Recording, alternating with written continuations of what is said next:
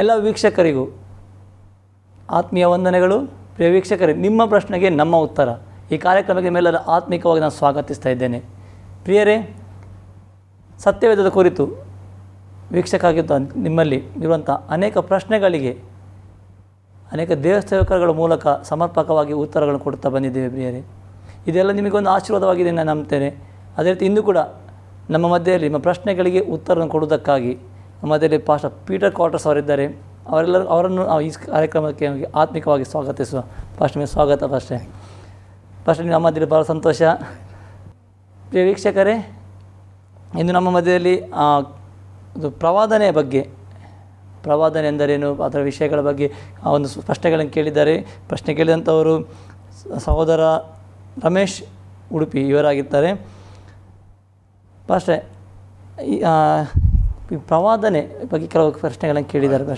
Pastor, ಪ್ರವಾದನೆ ಅಂದರೆ ಏನು ಪಾಸ್ಟರ್? ಆ್ಯಕ್ಚುಲಿ ನಿಜವಾಗಿ ಪ್ರವಾದನೆ ಎಂದರೆ ಒಬ್ಬ ವಿಶ್ವಾಸಿಯು, ಅಂದರೆ ದೇವರ ಸೇವಕರು ಪವಿತ್ರಾತ್ಮ ಭರಿತರಾಗಿಕೊಂಡು ಪವಿತ್ರಾತ್ಮರಾಗಿ ಪ್ರೇರಿತರಾಗಿ ಮಾತನಾಡುವ ವಾಕ್ಯಕ್ಕೆ ಪ್ರವಾದನೆ ಎಂದು ಹೇಳ್ತಾರೆ. ಯಾರು ದೇವರ ಆತ್ಮದಲ್ಲಿ ತುಂಬಲ್ಪಡುತ್ತಾರೆ, ತುಂಬಲ್ಪಟ್ಟು ಅವರು ದೇವರ ಆತ್ಮನ ಪ್ರೇರಿತರಾಗಿ ಮಾತನಾಡುವ ವಾಕ್ಯಕ್ಕೆ ಅದಕ್ಕೆ ಪ್ರವಾದನೆ ಎಂದು ಹೇಳ್ತಾರೆ. ಪ್ರವಾದನೆ ಅಂತ ಹೇಳ್ತಾರೆ, ದೇವರ ಆತ್ಮನ ಮೂಲಕ ಬಂದಂಥ ಮಾತು. ಹೌದು ಹೌದು, ಅದಕ್ಕೆ ಪ್ರವಾದನೆ. ಪ್ರೇರಿತರಾಗಿ ದೇವರ ಆತ್ಮದಿಂದ ಪ್ರೇರಿತರಾಗಿ ಬರುವ ಮಾತುಗಳಿಗೆ ಪ್ರವಾದನೆ. ಓಕೆ, ಪ್ರವಾದನೆ ಇದರ ಉದ್ದೇಶ ಏನಾಗಿದೆ? ಈ ಪ್ರವಾದನೆಯಲ್ಲಿ 3 ಉದ್ದೇಶಗಳಿವೆ. ಒಂದು ಉದ್ದೇಶವಾಗಿದೆ, ಪ್ರವಾದನೆಯು ಇನ್ನೊಬ್ಬರ ಭಕ್ತಿ ವೃದ್ಧಿಯನ್ನು ಉಂಟು ಮಾಡ್ತದೆ. ಅಂದರೆ ಪ್ರವಾದನೆ ಒಬ್ಬರು ಮಾಡುವಾಗ ಅದು ಕೇಳುವ ದೇವರ ಮಕ್ಕಳಿಗೆ ಭಕ್ತಿ ವೃದ್ಧಿಯನ್ನು ಉಂಟು ಮಾಡ್ತದೆ, ಅವರ ಭಕ್ತಿ ವೃದ್ಧಿಯನ್ನು ತರ್ತದೆ.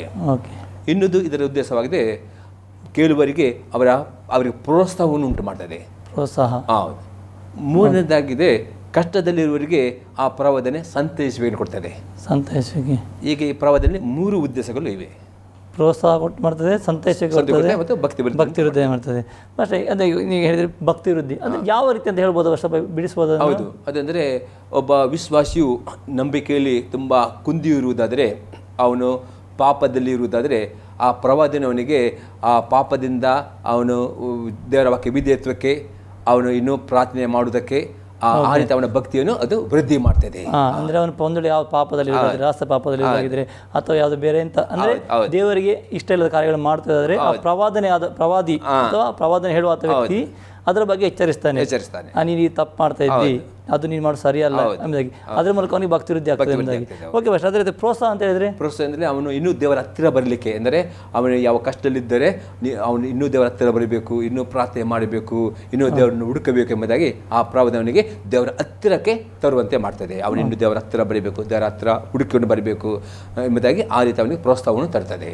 ಸಂತೈಸಿದರೆ ಕಷ್ಟದಲ್ಲಿರುವುದರೆ ಅವನಿಗೆ ಆ ಪ್ರವಾದ ಸಂತೈಸ, ದೇವರನ್ನ ಕೈ ಬಿಡುವುದಿಲ್ಲ, ದೇವರನ್ನ ಕಷ್ಟ ಬಿಡದೆ ಸಂತೈಸನ್ನು ಕೊಡ್ತದೆ. ನಿಜ. ಯಾಕೆ ಒಂದು ವ್ಯಕ್ತಿ ತುಂಬಾ ಕುಗ್ಗಿ ಹೋಗಿರೋದಾಗಿದೆ ಅಥವಾ ನಿರಾಶೆ ಯಾರಿಲ್ಲ ಅಂತ ಹೇಳುವ ಸಮಯದಲ್ಲಿ ಅವನು ಹೋಗೋದು ಸಮಸ್ಯೆಗಳನ್ನು ತಿಳಿಸಿ ಅದರ ಬಗ್ಗೆ ದೇವರ ಆಲೋಚನೆ ಹೇಳುವಾಗ ಅವನ ಸಂತೋಷ ಖಂಡಿತ ಉಂಟಾಗಿದೆ ಆಗ್ತದೆ ಅಷ್ಟೇ. ಖಂಡಿತ ಹೌದು, ಅದೇ ಅಷ್ಟೇ. ಓಕೆ, ಪ್ರವಾದಿ ಸೇವೆ ಅಂದ್ರೆ ಏನು ಅಂದ್ರೆ ಅನೇಕ ಕೆಲವರು ಹೇಳ್ತಾರೆ ನಾನು ಪ್ರವಾದನೆ ಸೇವೆ ಮಾಡ್ತಾ ಇದ್ದೇನೆ, ಇನ್ನು ಕೆಲವರು ಅಂದ್ರೆ ಪ್ರವಾದನೆ ಸೇವೆ ಅಂದ್ರೆ ಇಲ್ಲಿಗ ಈ ಪ್ರವಾದನೆ ಎಂಬುದೊಂದು ವರವಾಗಿದೆ. ಪವಿತ್ರ 9 ವಾರಗಳಲ್ಲಿ ಒಂದು ವಾರ ಪ್ರವಾದನೆ ಇದೆ. ಈ ಪ್ರವಾದಿ ಸೇವೆ ಎಂದರೆ ಅದು 5 ಸೇವೆ ವರಗಳಲ್ಲಿ ಒಂದು ಸೇವೆ ಆಗಿದೆ. ಹೇಗೆ ಅಪೊಸ್ತಲರು ಅದೇ ಪ್ರವಾದಿಗಳು ಎಂಬುದಾಗಿ ಅದೊಂದು ಸೇವೆ ವರವಾಗಿದೆ. ಇದು ಪ್ರತಿಯೊಬ್ಬರು ಹೊಂದಿಕೊಳ್ಳುವುದಿಲ್ಲ. ಪ್ರವಾದನೆಯನ್ನು ಅಪೊಸ್ತಲ ಪೌಲ ಹೇಳ್ತಾನೆ 1 ಕೊರಿಂಥ 14ನೇ ಅಧ್ಯಾಯದಲ್ಲಿ 1ನೇ ವಾಕ್ಯದಲ್ಲಿ ಎಲ್ಲರೂ ಪ್ರವಾದನೆ ಮಾಡಬೇಕು ಎಂಬುದೇ ಅಪೊಸ್ತಲ ಪೌಲ ಪ್ರತಿಯೊಬ್ಬರಿಗೆ ಅದು ಎನ್ಕರೇಜ್ ಮಾಡ್ತಾನೆ, ಅವರನ್ನು ಹೊಂದಿಕೊಳ್ಳಬೇಕು ಅಂತ. ಅದೇ ಪ್ರವಾದಿ ಸೇವೆ ಆಗಿಲ್ಲ. ಪ್ರವಾದಿ ಸೇವೆ ದೇವರು ಕೊಡೋದು ಸ್ಪೆಷಲ್ ಗಿಫ್ಟ್ ಆಗಿದೆ. ಹೇಗೆ ಎಲ್ಲರೂ ಅಪೊಸ್ತಲರಲ್ಲ, ಎಲ್ಲರೂ ಕೆಲವರಿಗೆ ಇದು ಪ್ರವಾದಿಯ ಸೇವೆ ಎಂಬ ವರವನ್ನು ಕೊಟ್ಟಿರುತ್ತಾನೆ. ಈ ಸೇವೆ ಬೇರೆ ರೀತಿಯಲ್ಲಿ ಕಾರ್ಯವಾಗ್ತದೆ. ಪ್ರವಾದನೆ ಮಾಡುವವರು ಪ್ರವಾದಿಗಳಲ್ಲ, ಪ್ರವಾದಿಗಳು ಪ್ರವಾದನೆ ಮಾಡ್ತಾರೆ, ಪ್ರವಾದಿ ಮುಖಾಂತರ ಮಾತನಾಡ್ತಾರೆ. ಅನೇಕ ಉದ್ದೇಶಗಳು ಅದರಲ್ಲಿ ಉಂಟು. ಅಂದರೆ ಉದ್ದೇಶಗಳು ಉಂಟು ಅಂತ ಹೇಳಿದ್ರೆ ಯಾವ ಉದ್ದೇಶಗಳು? ಈ ಪ್ರವಾದಿ ಸೇವೆಯಲ್ಲಿ ಸುಮಾರು 10 ಉದ್ದೇಶಗಳಿವೆ. 10 ಉದ್ದೇಶಗಳಿವೆ. ಇದರ ಒಂದು ಉದ್ದೇಶವಾಗಿದೆ, ಈ ಪ್ರವಾದಿ ಸೇವೆ ಇರುವವರು ಅವರು ಕೊಡುವ ಸಂದೇಶವಾಗಲಿ, ಅವರು ಕೊಡುವ ಒಂದು ಬೈಬಲ್ ಸ್ಟಡಿ ಆಗಲಿ, ಅವರು ಕೊಡುವ ಒಂದು ಆಲೋಚನೆ ಆಗಲಿ, ಅದು ಅವರು ಬಾಯಲ್ಲಿ ಪ್ರವಾದನೆ ಮಾಡದಿದ್ದರೂ ಸಹ ಕೆಲವು ಸರಿ ಅವರು ಬಾಯಲ್ಲಿ ಪ್ರವಾದನೆ ಮಾಡ್ತಾರೆ. ಅವರು ಬಾಯಲ್ಲಿ ಪ್ರವಾದನೆ ಮಾಡದಿದ್ದರೂ ಸಹ ಅವರು ಪವಿತ್ರ ಪ್ರೇರಿತರಾಗಿ ಕೊಡುವಂಥ ಸಂದೇಶವು ಕೇಳುವವರಿಗೆ ಭಕ್ತಿ ವೃದ್ಧಿ ಉಂಟು ಮಾಡಿದೆ. ಯಾವ ವಿಶ್ವಾಸ ಒಂದು ಭಕ್ತಿ ತುಂಬ ಕುಂದಿ ಹೋಗಿದೆ, ನಂಬಿಕೆಯಲ್ಲಿ ಅವನು ಡಿಸ್ಕಸ್ ಆಗಿದ್ದಾರೆ, ಅವರ ಸಂದೇಶ ಕೇಳುವಾಗ ಆ ಸಂದೇಶವನಿಗೆ ಭಕ್ತಿ ವೃದ್ಧಿ ಉಂಟು ಮಾಡ್ತದೆ. ಅಂದ್ರೆ ನೀವು ಹೇಳ್ತೀರ ಒಂದು ಪರ್ಟಿಕ್ಯುಲರ್ ಒಂದು ವ್ಯಕ್ತಿಗೆ ತೋರಿಸಿ ಅವನ ಬಗ್ಗೆ ಹೇಳದಿದ್ರೆ ಸಹ ಒಂದು ವಾಕ್ಯ ಕೊಡುವಾಗ ಜನರಿಗೆ ಮೆಸೇಜ್ ಕೊಡುವ ಸಮಯದಲ್ಲಿ ಆ ಮೆಸೇಜ್ಗಳ ಮೂಲಕ ಅಲ್ಲಿ ದೇವರು ಕಾರ್ಯ ಮಾಡ್ತಾರೆ. ಓಕೆ, ಅದು ಪ್ರವಾದಿ ಸೇವೆ ಆಗಿದೆ. ಆ ಪ್ರವಾದಿ ಸೇವೆಯವರು ಅವರು ಕೊಡುವ ವಾಕ್ಯಗಳು ಆ ವ್ಯಕ್ತಿಗೆ, ಆ ಸಭೆಗೆ ಬೇಕಾದ ವಾಕ್ಯವನ್ನೇ ದೇವರು ಅವರಿಗೆ ಪ್ರೇರಿತರಾಗಿ ಅವ್ರು ಕೊಡುವ ಮಾಡ್ತಾರೆ. ಓಕೆ, ಅದೊಂದು ಉದ್ದೇಶ. ಮತ್ತೆ ಪ್ರೋತ್ಸಾಹ, ದೇವರಿಂದ ಯಾರು ದೂರ ಹೋಗಿದ್ದಾರೆ ಆ ಎಲ್ಲ ವಿಶ್ವಾಸಗಳು ಆ ಸಭೆಯನ್ನು ಈ ಪ್ರವಾದಿ ಸೇವೆ ಮಾಡ್ತಾರೆ ವಾಕ್ಯದ ಮುಖಾಂತರ ದೇವರ ಹತ್ತಿರಕ್ಕೆ ಮತ್ತು ವಿಧೇಯತ್ವಕ್ಕೆ ನಡೆಸುತ್ತದೆ. ಯಾಕಂದರೆ ದೇವರ ಮಕ್ಕಳು ಅವಿಧೇಯರಾಗಿಕೊಂಡು ದೇವರಿಂದ ದೂರ ಹೋಗಿ ಅನೇಕ ಕಷ್ಟದಲ್ಲಿ ರೋಗದಲ್ಲಿ ಬಿದ್ದಿರುವಾಗ ಈ ಪ್ರವಾದಿ ಕೂಡ ಸಂದೇಶ ಇರ್ತದೆ. ಅವರು ಆ ಕಷ್ಟದ ಬಿಡುಗಡೆ ಹೇಗೆ ಹೊಂದಬಹುದು, ಆ ಕಷ್ಟ ಬಿಡುವ ಸೊಲ್ಯೂಷನ್ ಅಂದರೆ ಅವರ ಪ್ರಾಬ್ಲಮ್ ಸೊಲ್ಯೂಷನ್ ಮಾಡುವ ರೀತಿಯಲ್ಲಿ ಅವರಿಗೆ ದೇವರ ಬಲಿಗೆ ತರುವಂಥ ಕೆಲಸ ಪ್ರವಾದಿ ಸೇವೆ ಆಗ್ತದೆ. ಓಕೆ, ಅದೇ 10 ಇದೆ ಅಂತ. ಮೂರನೇದಾಗಿ ಆ ಪ್ರವಾದಿ ಸೇವೆ ಸಂದೇಶ ಕೊಡುತ್ತೆ. ಈಗ ಸಭೆಯಲ್ಲಿ ಅನೇಕರು ಪರ್ಟಿಕ್ಯುಲರ್ ಒಬ್ಬರದಲ್ಲ, ಅನೇಕರು ಕಷ್ಟದಲ್ಲಿ ನೊಂದುಕೊಂಡು ಹೋಗ್ತಾರೆ. ಈ ಪ್ರವಾದಿಗಳ ಸಂದೇಶ ಅವರು ಯಾವ ಕಷ್ಟದಲ್ಲಿರ್ಬೋದು, ಯಾವ ಸಮಸ್ಯೆ ಇರ್ಬೋದು, ಅವರಿಗೆ ಆ ಸಂದೇಶವು ಏನಂತೆ ಅವರಿಗೆ ಸಂತೋಷವನ್ನು ಉಂಟು ಮಾಡ್ತದೆ. ಆಗ ಅವ್ರು ಇಂಡಿವಿಜುವಲ್ ಆಗಿ ಸಹ ಅವ್ರು ಪ್ರಾರ್ಥನೆ ಮಾಡ್ತಾರೆ, ಅದು ಜನರಲ್ ಆಗಿ ಅವರ ಸಭೆಯಲ್ಲಿ ಕೊಡೋ ಸಂದೇಶ ಅವ್ರು ಸಂತೋಷ ಉಂಟು ಮಾಡ್ತಾರೆ. 4ನೇ ಉದ್ದೇಶವಾಗಿದೆ ಪಾಪಗಳ ಬಗ್ಗೆ ಅವರು ಉಂಟು ಮಾಡ್ತಾರೆ. ಈ ಪ್ರವಾದಿ ಗಿಫ್ಟ್ ಯಾವ ಸೇವಕರುಂಟು ಅವರು ವಾಕ್ಯಗಳನ್ನು ಕೊಡುವಾಗ ಗುಪ್ತವಾಗಿ ಪಾಪದಲ್ಲಿರುವ ವಿಶ್ವಾಸಗಳು ಅವ್ರದ್ದೇ ಕೆಲವು ಸಭೆಗಳಲ್ಲಿ ಗುಪ್ತವಾಗಿ ವ್ಯಭಿಚಾರದಲ್ಲಿರ್ತಾರೆ, ಕೆಲವರು ಕುಡುಕತನ ಪಾಪದಲ್ಲಿರ್ತಾರೆ, ಕೆಲವರದೇ ಪಾಪ ಇರ್ತಾರೆ, ಯಾರಿಗೂ ಗೊತ್ತಾಗೋದಿಲ್ಲ. ಆ ಪ್ರವಾದಿ ಗಿಫ್ಟ್ ಒಬ್ಬ ಸೇವಕರಿಗಿದ್ದಾರೆ, ಅವರು ದೇವರ ಆತ್ಮ ಪ್ರೇರಿತರಾಗಿ ಕೊಡುವಂತಹ ಸಂದೇಶವಾಗ್ಬೋದು, ಅದು ಕೊಡುವಂತಹ ಪ್ರವಾದನ ವಾಕ್ಯಗಳು ಅದು ಆ ಪರ್ಟಿಕ್ಯುಲರ್ ವ್ಯಕ್ತಿಯ ಪಾಪವನ್ನು ಅವನಿಗೆ ಅರಿವನ್ನು ತರುತ್ತದೆ. ಇದು ಪ್ರವಾದಿ ಮಾಡಿಸಿ ಅಂದ್ರೆ ನೀವು ಹೇಳೋ ಅರ್ಥ ಅಂತ ಇದೆ. ಇದು ಅರ್ಥ ಅಂದ್ರೆ ಈ ಪ್ರವಾದಿ ಆದವನು ಖಾಲಿ ಆಶೀರ್ವಾದ ಮಾತ್ರ ಹೇಳಲಿಕ್ಕೆ ಅಲ್ಲ, ಅವನು ಒಂದು ತಪ್ಪಿದ್ದು ಖಂಡಿಸಲೇಬೇಕು. ಅಂದ್ರೆ ತಪ್ಪನ್ನು ಅವನು ಮುಚ್ಚಿಟ್ಕೊಂಡು ಖಾಲಿ ಆಶೀರ್ವಾದ ಮಾಡಿಕೊಂಡು ಇಲ್ಲ, ಆ ರೀತಿ ಅಲ್ಲ. ಅಂದ್ರೆ ಪ್ರವಾದಿನ ಉದ್ದೇಶ ಅಂತ ಇದೆ, ದೇವರಿಟ್ಟ ಉದ್ದೇಶ ಅವನು ತಪ್ಪಿ ಹೋಗದಾಗೆ. ಒಂದು ವ್ಯಕ್ತಿ ಪಾಪದಲ್ಲಿ ಇರುವುದಾದ್ರೆ ಅವನು ಎಚ್ಚರಿಸುವ ರೀತಿ ಕೂಡ ಅವನಿಗೆ ದೇವರೊಂದು ಉದ್ದೇಶ ಕೊಟ್ಟಿದೆ. ನೆಕ್ಸ್ಟ್ ಮತ್ತೆ ಯಾವ್ದು? ಮತ್ತೆ 5ನೇ ಸಂಗೀತ ಇದೆ, ದೇವರ ವಾಕ್ಯಗಳನ್ನು ಅರ್ಥವಾಗುವ ರೀತಿಯಲ್ಲಿ ಮತ್ತು ಅದರ ಗೂಢಾರ್ಥಗಳನ್ನು ಕುರಿತು ವಿವರಿಸುತ್ತದೆ. ಅಂದರೆ ಪ್ರವಾದಿ ಗಿಫ್ಟ್ ಯಾರಿಗುಂಟು ಅವರು ದೇವರ ವಾಕ್ಯವು ಬೋಧಿಸುವ ವಾಕ್ಯ ಅದು ಕೇಳುವವರಿಗೆ, ಒಂದು ವಿದ್ಯಾಭ್ಯಾಸ ಇಲ್ಲದವರಿಗೂ ಸಹ ಅದು ಸರಿಯಾಗಿ ಮನದಟ್ಟುವಾಗಿ ಅರ್ಥ ಆಗುವ ಹಾಗೆ ಅವರು ಬೋಧಿಸುವ ಜ್ಞಾನಗಳು ಹೋಗ್ತಾರೆ. ಮತ್ತು ಅವರ ಕೆಲವು ಗೂಢಾರ್ಥಗಳುಂಟು, ಅನೇಕರದೊಂದು ರಹಸ್ಯ ಇರುತ್ತೆ. ಈ ಪ್ರವಾದಿ ಗಿಫ್ಟ್ ಏನಂತೆ ಆ ವಾಕ್ಯದ ಗೂಢಾರ್ಥಗಳನ್ನು ಅರ್ಥವಾಗುವ ರೀತಿಯಲ್ಲಿ ಅದು ಬಿಡಿಸಿ ಹೇಳುವ ಸೇವೆ ಈ ಪ್ರವಾದಿ ಗಿಫ್ಟ್ ಇದ್ದ ಸೇವಕರಿಗೆ ಅದು ದೇವರು ಅದು ಮಾಡ್ತಾರೆ. ಈ ಗಿಫ್ಟ್ ಇಲ್ಲದವರಿಗೆ ಅದು ಆಗುವುದಿಲ್ಲ. ಮತ್ತು 6ನೇ ಉದ್ದೇಶವಾಗಿದೆ, ದೇವರು ಒಬ್ಬ ನಾಯಕನಿಗೆ ಅದು ಯಾರಿಗೆ ವರಗಳನ್ನು ಕೊಡುವಾಗ, ಅಂದರೆ ದೇವರ ವಾಕ್ಯ 1 ತಿಮೋತಿ 4ನೇ 14ನೇ ವಾಕ್ಯ ಅಪೊಸ್ತಲ ಪೌಲನು ಹೇಳ್ತಾನೆ ತಿಮೋತಿಗೆ, ನಾನು ನಿನ್ನ ಮೇಲೆ ಕೈಗಳನ್ನಿಡುವಾಗ ನಿನಗೆ ಪ್ರವಾದನೆ ಮುಖಾಂತರವೇ ವರಗಳನ್ನು ಕೊಡಲ್ಪಟ್ಟಿತ್ತಲ್ಲ ಎಂಬುದೇ. ಅಂದರೆ ದೇವರ ಆತ್ಮನು ಸಭೆಯಲ್ಲಿ ಯಾರಿಗಾದರೂ ಯಾವ ವರಗಳನ್ನು ಕೊಡುವುದಾದರೆ ಅದು ಪ್ರವಾದನೆ ಮುಖಾಂತರ ದೇವರು ಕೊಡುವನಾಗಿದೆ. ಆಗ ಪ್ರವಾದಿಯು ಆ ಪ್ರವಾದನೆ ಮುಖಾಂತರ ಆ ವರಗಳು ಒಬ್ಬೊಬ್ಬರಿಗೆ ಅದು ದೇವರು ಕೊಡುವನಾಗಿದ್ದಾನೆ, ಪ್ರವಾದನೆ ಮತ್ತು ಕನ್ಫರ್ಮ್ ಮಾಡುವನಾಗಿದ್ದಾನೆ. ಮತ್ತು 7ನೇ ಉದ್ದೇಶವಾಗಿದೆ, ಕರಿವಿಕೆಯನ್ನು ದೃಢ ಮಾಡ್ತದೆ. ಎಕ್ಸಾಂಪಲ್, ಒಬ್ಬ ನಾಯಕನಿಗೆ ಅವನಿಗೆ ಇಂಥ ಒಂದು ಆಗ್ಬೋದು, ಒಬ್ಬ ನಾಯಕರಿಗೆ ಪಾಸ್ಟರ್ ಸೇವೆ ಆಗ್ಬೋದು ಅನಿಸಿ ಅವನಿಗೆ ಕನ್ಫರ್ಮ್ ಆಗಿಲ್ಲ. ಈಗ ಅವನಿಗೆ ತಾನು ಪಾಸ್ಟರು ಅಥವಾ ಎಲ್ಜಿಸ್ಟು ಅಥವಾ ತಾನು ಟೀಚರು ಮತ್ತು ಅವನಿಗೆ ಡೌಟ್ ಇದೆ. ಈ ಪ್ರವಾದಿ ಏನು ಮಾಡ್ತಾನೆ, ಅವನಲ್ಲಿರುವ ಆ ವರವನ್ನು ಕನ್ಫರ್ಮ್ ಮಾಡ್ತಾನೆ. ನೀನು ಅಪೊಸ್ತಲನೇ ಅಥವಾ ನೀವು ಪ್ರವಾದಿಯೋ ಅಥವಾ ನೀವು ಪಾಸ್ಟರ್ ಕನ್ಫರ್ಮ್ ಮಾಡ್ತಾನೆ. ಇದು ಪ್ರವಾದಿ ಗಿಫ್ಟ್ ಇದ್ದ ಸೇವಕರಿಗೆ ಈ ರೀತಿ ಉಪಯೋಗ ಮಾಡುವನಾಗಿದ್ದಾರೆ. ಅದೇ ರೀತಿ ಅನೇಕ ಜನರು ಈಗ ಸೇವೆಗೆ ಬರಬೇಕಾ ಬೇಡವಾ ಆ ರೀತಿ ಒಂದಿರುವಾಗ ಅನೇಕ ಪ್ರವಾದಿಗಳು ಬಂದು ಅವರನ್ನು ಕರೆದದ್ದು ನಿನ್ನ ಸೇವೆಗಾಗಿ ಕನ್ಫರ್ಮ್ ಮಾಡ್ತಾರೆ. ಅಂದ್ರೆ ಕೆಲವರು ಕನ್ಫರ್ಮ್ ಇಲ್ಲದೆ ಸುಮ್ಮನೆ ಸೇವೆಗೆ ದುಮ್ಮಕ್ಕೆ ಹೋಗ್ತಾರೆ, ಮತ್ತೆ ಸೇವೆಯಲ್ಲಿ ಫೇಲ್ ಆದ ಕೂಡಲೇ ನಿರಾಸ ಆಗ್ತಾರೆ. ಅದೇ ಪ್ರವಾದಿ ಹತ್ರ ಅವ್ರು ಬೋಲ್ತಾರೆ, ಪ್ರವಾದಿ ಕರೆಕ್ಟಾಗಿ ದೇವರ ಸೇವೆ ಕರೆದಿದ್ದನು, ಇದು ತಕ್ಕ ಸಮಯವು ಇದು ಸೇವೆ ಉಂಟು ಇಲ್ಲಂದ್ರೆ ಅವನು ಕನ್ಫರ್ಮ್ ಮಾಡ್ತಾನೆ. ಇದು ಪ್ರವಾದಿ ಕೊಲ್ಪಟ್ಟ ಗಿಫ್ಟ್ ಆಗಿದೆ. ನಂತರ 8ನೇ ಆಗಿದೆ, ದೇವರ ಸೇವೆಗೆ ಸಿದ್ಧರಾಗುವುದಕ್ಕೆ. ಹೀಗಾಗಿ ಒಬ್ಬ ನಾಯಕನಿಗೆ ಒಂದು ಸೇವೆ ಉಂಟು, ಆ ದೇವರ ಸೇವೆಯನ್ನು ಸಿದ್ಧರಾಗುವುದಕ್ಕೆ ಮತ್ತು ಆ ಸೇವೆಗೆ ಮಾರ್ಗದರ್ಶನವನ್ನು ದೇವರು ಕೊಡ್ತಾರೆ. ಈಗ ಎಕ್ಸಾಂಪಲ್, ಒಬ್ಬರಿಗೆ ಈಗ ಪಾಸ್ಟರ್ ಸೇವೆ ಮಾಡಬೇಕು ಅಂತ ಅವನಿಗೆ ಆತ್ಮಲ್ಲಿ ದೇವರು ಹೇಳ್ತಾರೆ, ಯಾವ ಊರಿಗೆ ಹೋಗುವುದು, ಎಲ್ಲಿ ಹೋಗುವುದು ಅವನಿಗೆ ಕನ್ಫ್ಯೂಸ್ ಇರ್ತದೆ. ಈ ಪ್ರವಾದಿ ಏನು ಮಾಡ್ತಾನೆ, ಅವನು ದೇವರ ಸೇವೆಗೆ ನೀನು ಯಾವ ರೀತಿ ಪ್ರಿಪೇರ್ ಆಗಬೇಕು ಮತ್ತು ಯಾವ ಕಡೆಗೆ ಹೋಗಬೇಕು ಎಂಬುದೇ ಒಂದು ಕನ್ಫರ್ಮೇಷನ್, ಅವನು ಡೈರೆಕ್ಷನ್ ಕೊಡ್ತಾನೆ. ಇದು ಈ ಪ್ರವಾದಿ ಗಿಫ್ಟ್ ಇದ್ದ ದೇವರ ಸೇವಕರು ಕರೆಕ್ಟಾದ ಮಾರ್ಗದ ಕೊಡ್ತಾರೆ. ಆ ಮಾರ್ಗದ ಪ್ರಕಾರ ಹೋಗಿದರೆ ಅವ್ರು ಸಕ್ಸಸ್ ಆಗ್ತಾರೆ. ಅನೇಕ ಏನು ಮಾಡ್ತಾರೆ, ದೇವರ ಸೇವೆ ಮಾಡಲಿಕ್ಕೆ ಆಸೆ ಇರ್ತದೆ, ಅದೇ ಅವರಿಗೆ ಮಾರ್ಗ ಇಲ್ಲದೆ ಏನಾಗ್ತಾರೆ, ಅದು ದೇವರ ಚಿತ್ತದ ಕಡೆ ಹೋಗ್ಕೊಂಡು ಕಷ್ಟದಲ್ಲಿ ಬಿದ್ದುಕೊಂಡು ನೊಂದು ಹೋಗ್ತಾರೆ. ಅದೇ ಅವರ ಪ್ರವಾದಿ ಅವರಿಗೆ ಆ ಧೈರ್ಯ ಕೊಟ್ಟರೆ ಕರೆಕ್ಟಾಗಿ ಹೋಗ್ಕೊಂಡು ಅವ್ರ ಕಡೆ ತನಲ್ಲಿ ಸಕ್ಸಸ್ ಆಗ್ತಾರೆ. ನಂತರ 9ನೇ ಆಗಿದೆ, ಮುಂದಿನ ಭವಿಷ್ಯವನ್ನು ಹೇಳುತ್ತದೆ. ಇವತ್ತು ಅನೇಕ ದೇವರ ಮಕ್ಕಳಿಗೆ ತಮ್ಮ ಭವಿಷ್ಯದ ಬಗ್ಗೆ ಚಿಂತೆ ಇರ್ತದೆ. ತನಗೆ ಒಳ್ಳೆಯ ಜೀವನ ಸಂಗತಿ ಸಿಗ್ತದೋ ಅಥವಾ ತಾನು ನಾನಾ ರೀತಿಯಲ್ಲಿ ಕೆಲವರಿಗೆ ಅದೇ ಪ್ರವಾದಿ ಗಿಫ್ಟ್ ಏನು ಮಾಡ್ತದೆ, ಯಾರು ಆ ದೇವರ ನಿಜವಾಗಿ ಅವ್ರು ತಮ್ಮ ಭವಿಷ್ಯಕ್ಕೂ ಚಿಂತೆ ಮಾಡ್ತಾರೋ ದೇವರ ಆತ್ಮ ಅವ್ರ ಮುಖಾಂತರ ಅವರ ಭವಿಷ್ಯದ ಬಗ್ಗೆ ಪ್ರವಾದನೆ ಕೊಡ್ತದೆ ಮತ್ತು ಅದು 100% ಫುಲ್ಫಿಲ್ ಆಗ್ತದೆ. 10ನೇ ಉದ್ದೇಶ ಆಗಿದೆ, ಯೇಸು ಕ್ರಿಸ್ತನ ಬಗ್ಗೆ ಸಾಕ್ಷಿ ಕೊಡ್ತದೆ. ಪ್ರವಾದಿ ಗಿಫ್ಟ್ ಯಾರಿಗುಂಟು ಅವರು ಧೈರ್ಯವಾಗಿ ಅವರು ಯಾವ ವಿರುದ್ಧಕ್ಕೆ ಭಯಪಡದೆ ಯೇಸು ಕ್ರಿಸ್ತನ ಬಗ್ಗೆ ಅವರು ಸಾಕ್ಷಿ ಕೊಡುವಂತೆ ಈ ಪ್ರವಾದಿಗೆ ದೇವರು ಈ ರೀತಿಯ ಅಭಿಷೇಕದಲ್ಲಿ ನಡೆಸ್ಕೊಂಡು ಹೋಗ್ತಾರೆ. ಈ 10 ಉದ್ದೇಶಗಳು ಪರಲೋಕ ಸೇವೆಯಲ್ಲಿ ಅಡಕವಾಗಿದೆ. ಅದೇ ಪ್ರವಾದನೆ ವಾರದಲ್ಲಿ ಖಾಲಿ 3 ಉದ್ದೇಶಗಳು ಮಾತ್ರ. ಇದು ಪ್ರತಿಯೊಬ್ಬ ವಿಶ್ವಾಸಿಗಳು ಪ್ರವಾದನೆ ಮಾಡಲಿಕ್ಕೆ ದೇವರ ಆತ್ಮನು ಅಪೋಸ್ತಲನ ಎಲ್ಲರೂ ಈ ಪ್ರವಾದನೆಯನ್ನು ಹೊಂದಿಕೊಳ್ಳಬೇಕು ಎಂಬುದೇ ಅಪೋಸ್ತಲನಲ್ಲಿ ಉತ್ತೇಜನ ಮಾಡ್ತಾರೆ. 14ನೇ 1ನೇ ಅದೇ ಪ್ರವಾದಿ ಗಿಫ್ಟ್ ಆಗಿಲ್ಲ, ಅದು ದೇವರಿಂದ ಬರುವ ಒಂದು ವರವಾಗಿದೆ. ಅದು ಕೆಲವರಿಗೆ ಈ ಪ್ರವಾದಿ ಸೇವೆ ಕೊಡ್ತಾರೆ. ಅಲ್ಲಿ ಕೆಲವರು ಅಪೋಸ್ತಲ ಪ್ರವಾದಿ ಇರ್ತಾರೆ, ಕೆಲವರು ಪಾಸ್ಟರ್ ವಿತ್ ಪ್ರೊಫೆಟ್ ಇರ್ತಾರೆ, ಕೆಲವು ಪ್ರವಾದಿ ಸಪ್ರೇಟಾಗಿ ಪ್ರವಾದಿ ಸೇವೆ ಮಾಡೋದು, ಕೆಲವು ಎವಲ್ಜಲಿಸ್ಟ್ ಹೀಗೆ ದೇವರು ಒಬ್ಬೊಬ್ಬರಿಗೆ ಕೆಲವು ಪ್ರೊಫೆಟಿಕ್ ಟೀಚಿಂಗ್ ಗಿಫ್ಟ್ ಇರ್ತದೆ. ಹೀಗೆ ದೇವರು ಆ ಕರಿಬೇಕನ್ನು ಹಂಚಿ ಕೊಡುವನಾಗಿದ್ದಾನೆ.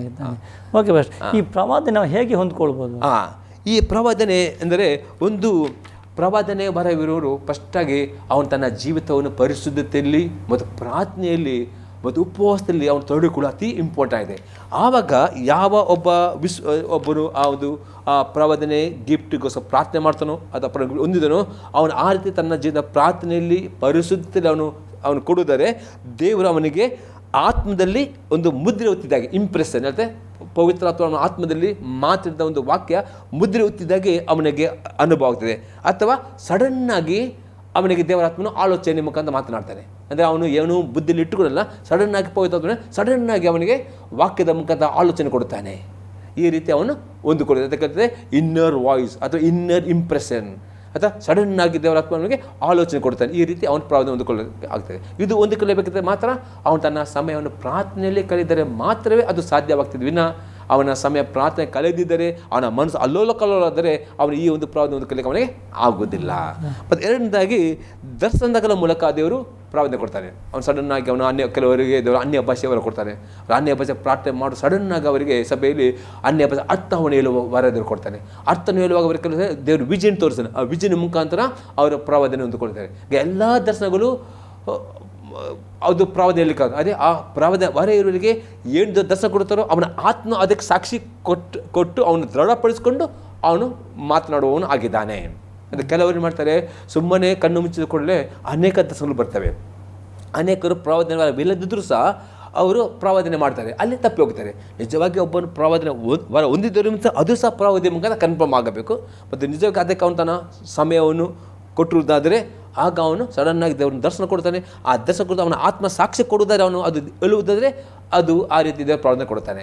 ಮತ್ತು ಮೂರನೇದಾಗಿ ಕನಸಿನ ಮೂಲಕ ದೇವರು ಕೊಡ್ತಾನೆ. ಕೆಲವು ಸಾರಿ ಕನಸಿನ ಮೂಲಕ ದೇವರು ಪ್ರವಾದನೆ ಕೊಡ್ತಾನೆ. ಇದಷ್ಟಾಗಿ ಪ್ರವಾದಿಗಳಿಗೆ ದೇವರು ಉಪಯೋಗ ಮಾಡ್ತಾನೆ. ಪ್ರವಾದನೆಗೆ ಸಹ ಕನಸಿನ ಮುಖಾಂತರ ಅತಿ ಸ್ಪಷ್ಟವಾಗಿ ದೇವರ ಕನಸು ಅವನ ಆತ್ಮ ಸಾಕ್ಷಿ ಕೊಡುವುದಾದರೆ ಅದು 100% ಅದು ಕೆಲವರಿಗೆ ಅದು ಉತ್ತೇಜನ, ಪ್ರೋತ್ಸಾಹ, ಭಕ್ತಿವೃದ್ಧಿ, ಸಂತೋಷವನ್ನು ತರುತ್ತೆ. ಎಕ್ಸಾಂಪಲ್ ಎನಿಸಿ, ಈಗ ಯಾರಾದರೂ ಕಷ್ಟದಲ್ಲಿ ಇದ್ದರೆನಿಸಿ, ಈಗ ದೇವ್ರು ಏನು ಮಾಡ್ತಾನೆ, ಈ ಪ್ರವಾದ ಬರ ಇರುವವರಿಗೆ ಅಥವಾ ಪ್ರವಾದಿಗೆ ಏನು ಮಾಡ್ತಾನೆ, ಆ ವ್ಯಕ್ತಿಯ ಬಗ್ಗೆ ಇವನು ಏನೂ ಗೊತ್ತಿರೋದಿಲ್ಲ. ಎಕ್ಸಾಂಪಲ್, ಈಗ ಒಬ್ಬ ವ್ಯಕ್ತಿ ತುಂಬ ಸಾಲದಲ್ಲಿ ಬಿದ್ದೆನಿಸಿ, ಈಗ ಅವನು ತುಂಬ ಸಾಲಕ್ಕೋಸ್ಕರ ಅವನು ಒದ್ದಾಡ್ತಾನೆ ಹೇಗೆ ಬಿಡುಗಡೆ.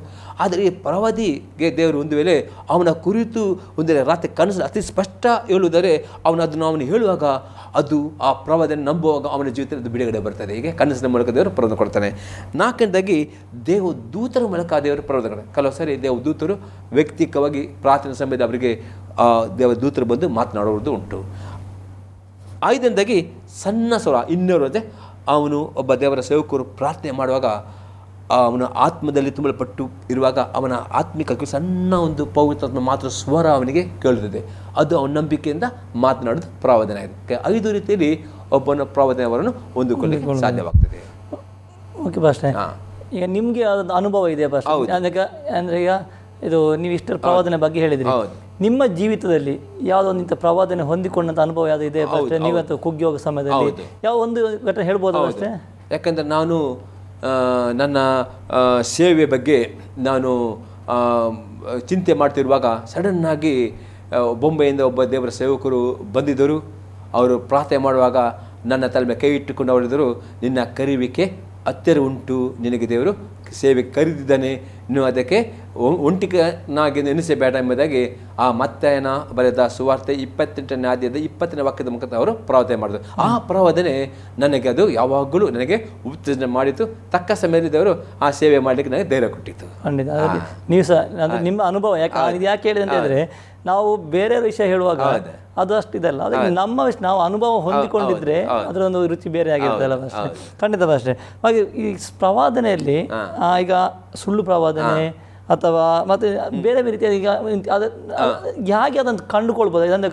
ಇದು ಒಬ್ಬ ಒಂದು ವ್ಯಕ್ತಿ ಹೇಳುವಂಥ ಒಂದು ಸತ್ಯನೋ ಅಥವಾ ಸುಳ್ಳು ನಮಗೆ ಯಾವ ರೀತಿ ಅದು ಕನ್ಫರ್ಮ್ ಆಗ್ತದೆ? ಹೌದು, ಅದಕ್ಕೆ ಸುಮಾರು 9 ಸಂಗತಿಗಳುಂಟು. ಅದನ್ನು ಹೇಗೆ ನಾವು ಪರೀಕ್ಷೆ ಮಾಡೋದು ಎಂಬುದಾಗಿ ಒಂದು ಸಂಗತಿಯಾಗಿದೆ. ಬಂದಂಥ ಪ್ರಕಟಣೆಗಳು ಕೇಳುವರ ಆತ್ಮಕ್ಕೆ ಭಕ್ತಿ ವೃದ್ಧಿ, ಪ್ರೋತ್ಸಾಹ, ಸಂತೈಸುವಿಕೆಯನ್ನು ಉಂಟು ಮಾಡಬೇಕು. ಒಂದೇ ಒಂದು ಪ್ರವಾದನೆ ಅಥವಾ ಕೇಳುವರಿಗೆ ಭಕ್ತಿ ವೃದ್ಧಿ ಉಂಟು ಮಾಡೋದಿಲ್ಲ, ಪ್ರೋತ್ಸಾಹ ಉಂಟು ಮಾಡೋದಿಲ್ಲ, ಸಂತೈಕೆ ಉಂಟು ಮಾಡೋದಿಲ್ಲ, ಅದು ಭಕ್ತಿ ಕುಂದಿಸ್ತದೋ ಅವನಿಗೆ ಆಗದ, ಅದು ದೇವರಿಂದ ಬಂದ ಪ್ರವಾದನೆ. ದೇವರ ಒಂದು ಪ್ರವಾದನೆ ಬರುವುದರೆ ಕೇಳುವವರಿಗೆ ಭಕ್ತಿ ವೃದ್ಧಿಯು ಮಾಡ್ತದೆ, ಪ್ರೋತ್ಸಾಹ ಉಂಟು ಮಾಡಿದೆ, ಸಂತೈಸುವಿಕೆಯನ್ನು ಉಂಟು ಮಾಡ್ತದೆ. ಆಗದ ಅದು ಪ್ರವಾದನೆ ನಿಜವಾಗಿ ದೇವರಿಂದ ಬಂದದ್ದು. ಹಾಗೆ ಬರೆದರೆ ಅದು ಪ್ರವಾದನೆ ತಿರಸ್ಕಾರ ಮಾಡೋದು ದೇವರ ಬಂದದ್ದು ಅಲ್ಲವೇ ಅಲ್ಲ. ಮತ್ತೆ ಅದಕ್ಕೆ ವಾಕ್ಯದ ಆಧಾರ. ಹೌದು, ವಾಕ್ಯದ ಆಧಾರ ನೋಡ್ತೇವೆ. ಅಲ್ಲಿ 1 ಕೊರಿಂಥದವರಿಗೆ ಬರೆದ ಪತ್ರಿಕೆ 14ನೇ 3ನೇ ವಾಕ್ಯದಲ್ಲಿ ಅಪೊಸ್ತಲ ಪೌಲನು ಹೀಗೆ ಹೇಳ್ತಾನೆ, ಪ್ರವಾದಿಸುವವನಾದರೂ ಮನುಷ್ಯರ ಸಂಗಡ ಮಾತನಾಡುವವನಾಗಿ ಅವರಿಗೆ ಭಕ್ತಿ ವೃದ್ಧಿಯನ್ನು, ಪ್ರೋತ್ಸಾಹವನ್ನು, ಸಂತೈಸುವಿಕೆಯನ್ನು ಉಂಟು ಮಾಡುತ್ತಾನೆ. ಯಾವುದೇ ಪ್ರವಾದನೆ ಈ 3 ಸಂಗತಿಗೆ ಟ್ಯಾಲಿ ಆಗಬೇಕು. ಅದು ಟ್ಯಾಲಿ ಆದರೆ ಮಾತ್ರ 100% ಆ ಪ್ರವಾದನೆ ದೇವರ ಬಂದದೆಂಬುದಾಗಿ ಸ್ವೀಕಾರ ಮಾಡಬಹುದು. ಒಂದು ವೇಳೆ ಆ ರೀತಿ ಬರದಿದ್ದರೆ ಅದು ಪ್ರವಾದನೆ ಸತ್ಯ ಪ್ರವಾದನೆ ಅಲ್ಲ ಎಂಬುದಾಗಿ ನಾವು ಅದು ತೀರ್ಪು ಮಾಡಬಹುದು. ಮತ್ತೆ ಎರಡನೇದಾಗಿ ಇದೆ, ಇದು ದೇವರ ವಾಕ್ಯಗಳಿಗೆ ಅನುಗುಣವಾಗಬೇಕು. ಎಂದರೆ ಆಗ ಒಂದು ಪ್ರವಾದಿ ಅದೊಂದು ಪ್ರವಾದನೆ ಮಾಡಿದರೆ ಅವನು ಯಾವ ಪ್ರವಾದನೆಯು ದೇವರ ವಾಕ್ಯಕ್ಕೆ ಅನುಗುಣವಾಗಿ ಇರಬೇಕು. ಅನುಗುಣವಾಗಿದ್ದನ್ನು ಪ್ರವಾದನೆ ಎಂಬುದಾಗಿ ಸ್ವೀಕಾರ ಮಾಡಲಿಕ್ಕೆ ಆಗುತ್ತದೆ. ದೇವರ ಆತ್ಮನು ಏನೂ ಮಾತನಾಡ್ತಾನೋ ವಾಕ್ಯಕ್ಕೆ ಅನುಗುಣವಾಗಿ ಮಾತಾಡ್ತಾರೆ. ಕೆಲವು ಪ್ರವಾದನೆ ಮಾಡ್ತಾರೆ, ವಾಕ್ಯಕ್ಕೆ ಅನುಗುಣವಿರೋದಿಲ್ಲ, ಅಂಥ ಪ್ರವಾದನೆ ಸ್ವೀಕಾರ ಮಾಡಲಿಕ್ಕೆ ಆಗುವುದಿಲ್ಲ. ಅಂದರೆ ಅದಕ್ಕೆ ವಾಕ್ಯದ ಒಂದು ಅಡಿಪಾಯ, ವಾಕ್ಯಕ್ಕೆ ಅದು ಅಂದರೆ ವಾಕ್ಯವನ್ನು ಬಿಟ್ಟು ದೇವರು ಏನು ಮಾಡೋದಿಲ್ಲ, ಮಾತನಾಡೋದಿಲ್ಲ. ದೇವರು ಏನು ಹೇಳಿದ್ರೆ ವಾಕ್ಯದ ಪ್ರಕಾರ. ಓಕೆ, ಅಂದರೆ ವಾಕ್ಯ ಇಲ್ಲದಿದ್ದರೆ ಅಂದರೆ ವಾಕ್ಯಕ್ಕೆ ಅದಕ್ಕೆ ಸರಿಯಾಗಿ ವಾಕ್ಯದ ಒಂದು ಏನಂತ ಅಥವಾ ಒಂದು ಕೋಟೇಶನ್ ಅಥವಾ ಹಿಂದ್ಗಡೆ ಅದಕ್ಕೆ ವಾಕ್ಯಕ್ಕೆ ವಿರುದ್ಧವಾಗಿ ಇರುವುದಾದ್ರೆ ಪ್ರವಾದನೆ ಅದು ದೇವರಿಂದ ಬಂದಂಥ ಪ್ರವಾದನೆ ಅಲ್ಲ. ಆ ರೀತಿ ನಾವು ಯೋಚನೆ ಮಾಡಬಹುದು. ಓಕೆ ಅಷ್ಟೇ. ಮತ್ತು 3ನೇದಾಗಿ ಆಗಿದೆ, ಇದು ಯೇಸು ಕ್ರಿಸ್ತನನ್ನು ಮಹಿಮೆ ಪಡಿಸ್ತದೆ. ಅಂದರೆ ದೇವರಿಂದ ಬಂದ ಪ್ರವಾದನೆ ಯೇಸು ಕ್ರಿಸ್ತನನ್ನು ಮಹಿಮೆ ಪಡಿಸ್ತದೆ. ಅದು ಕೆಲವರು ಪ್ರವಾದನೆ ತನ್ನನ್ನೇ ಮಹಿಮೆ ಇಲ್ಲ. ಪ್ರವಾದನೆ ಯಾವಾಗಲೂ ದೇವರ ಸೇವಕರನ್ನು ಮಹಿಮೆ ಪಡಿಸ್ತಲ್ಲ, ಯಾರನ್ನು ಅದು ಯೇಸು ಕ್ರಿಸ್ತನನ್ನು ಮಹಿಮೆ ಪಡಿಸ್ತದೆ.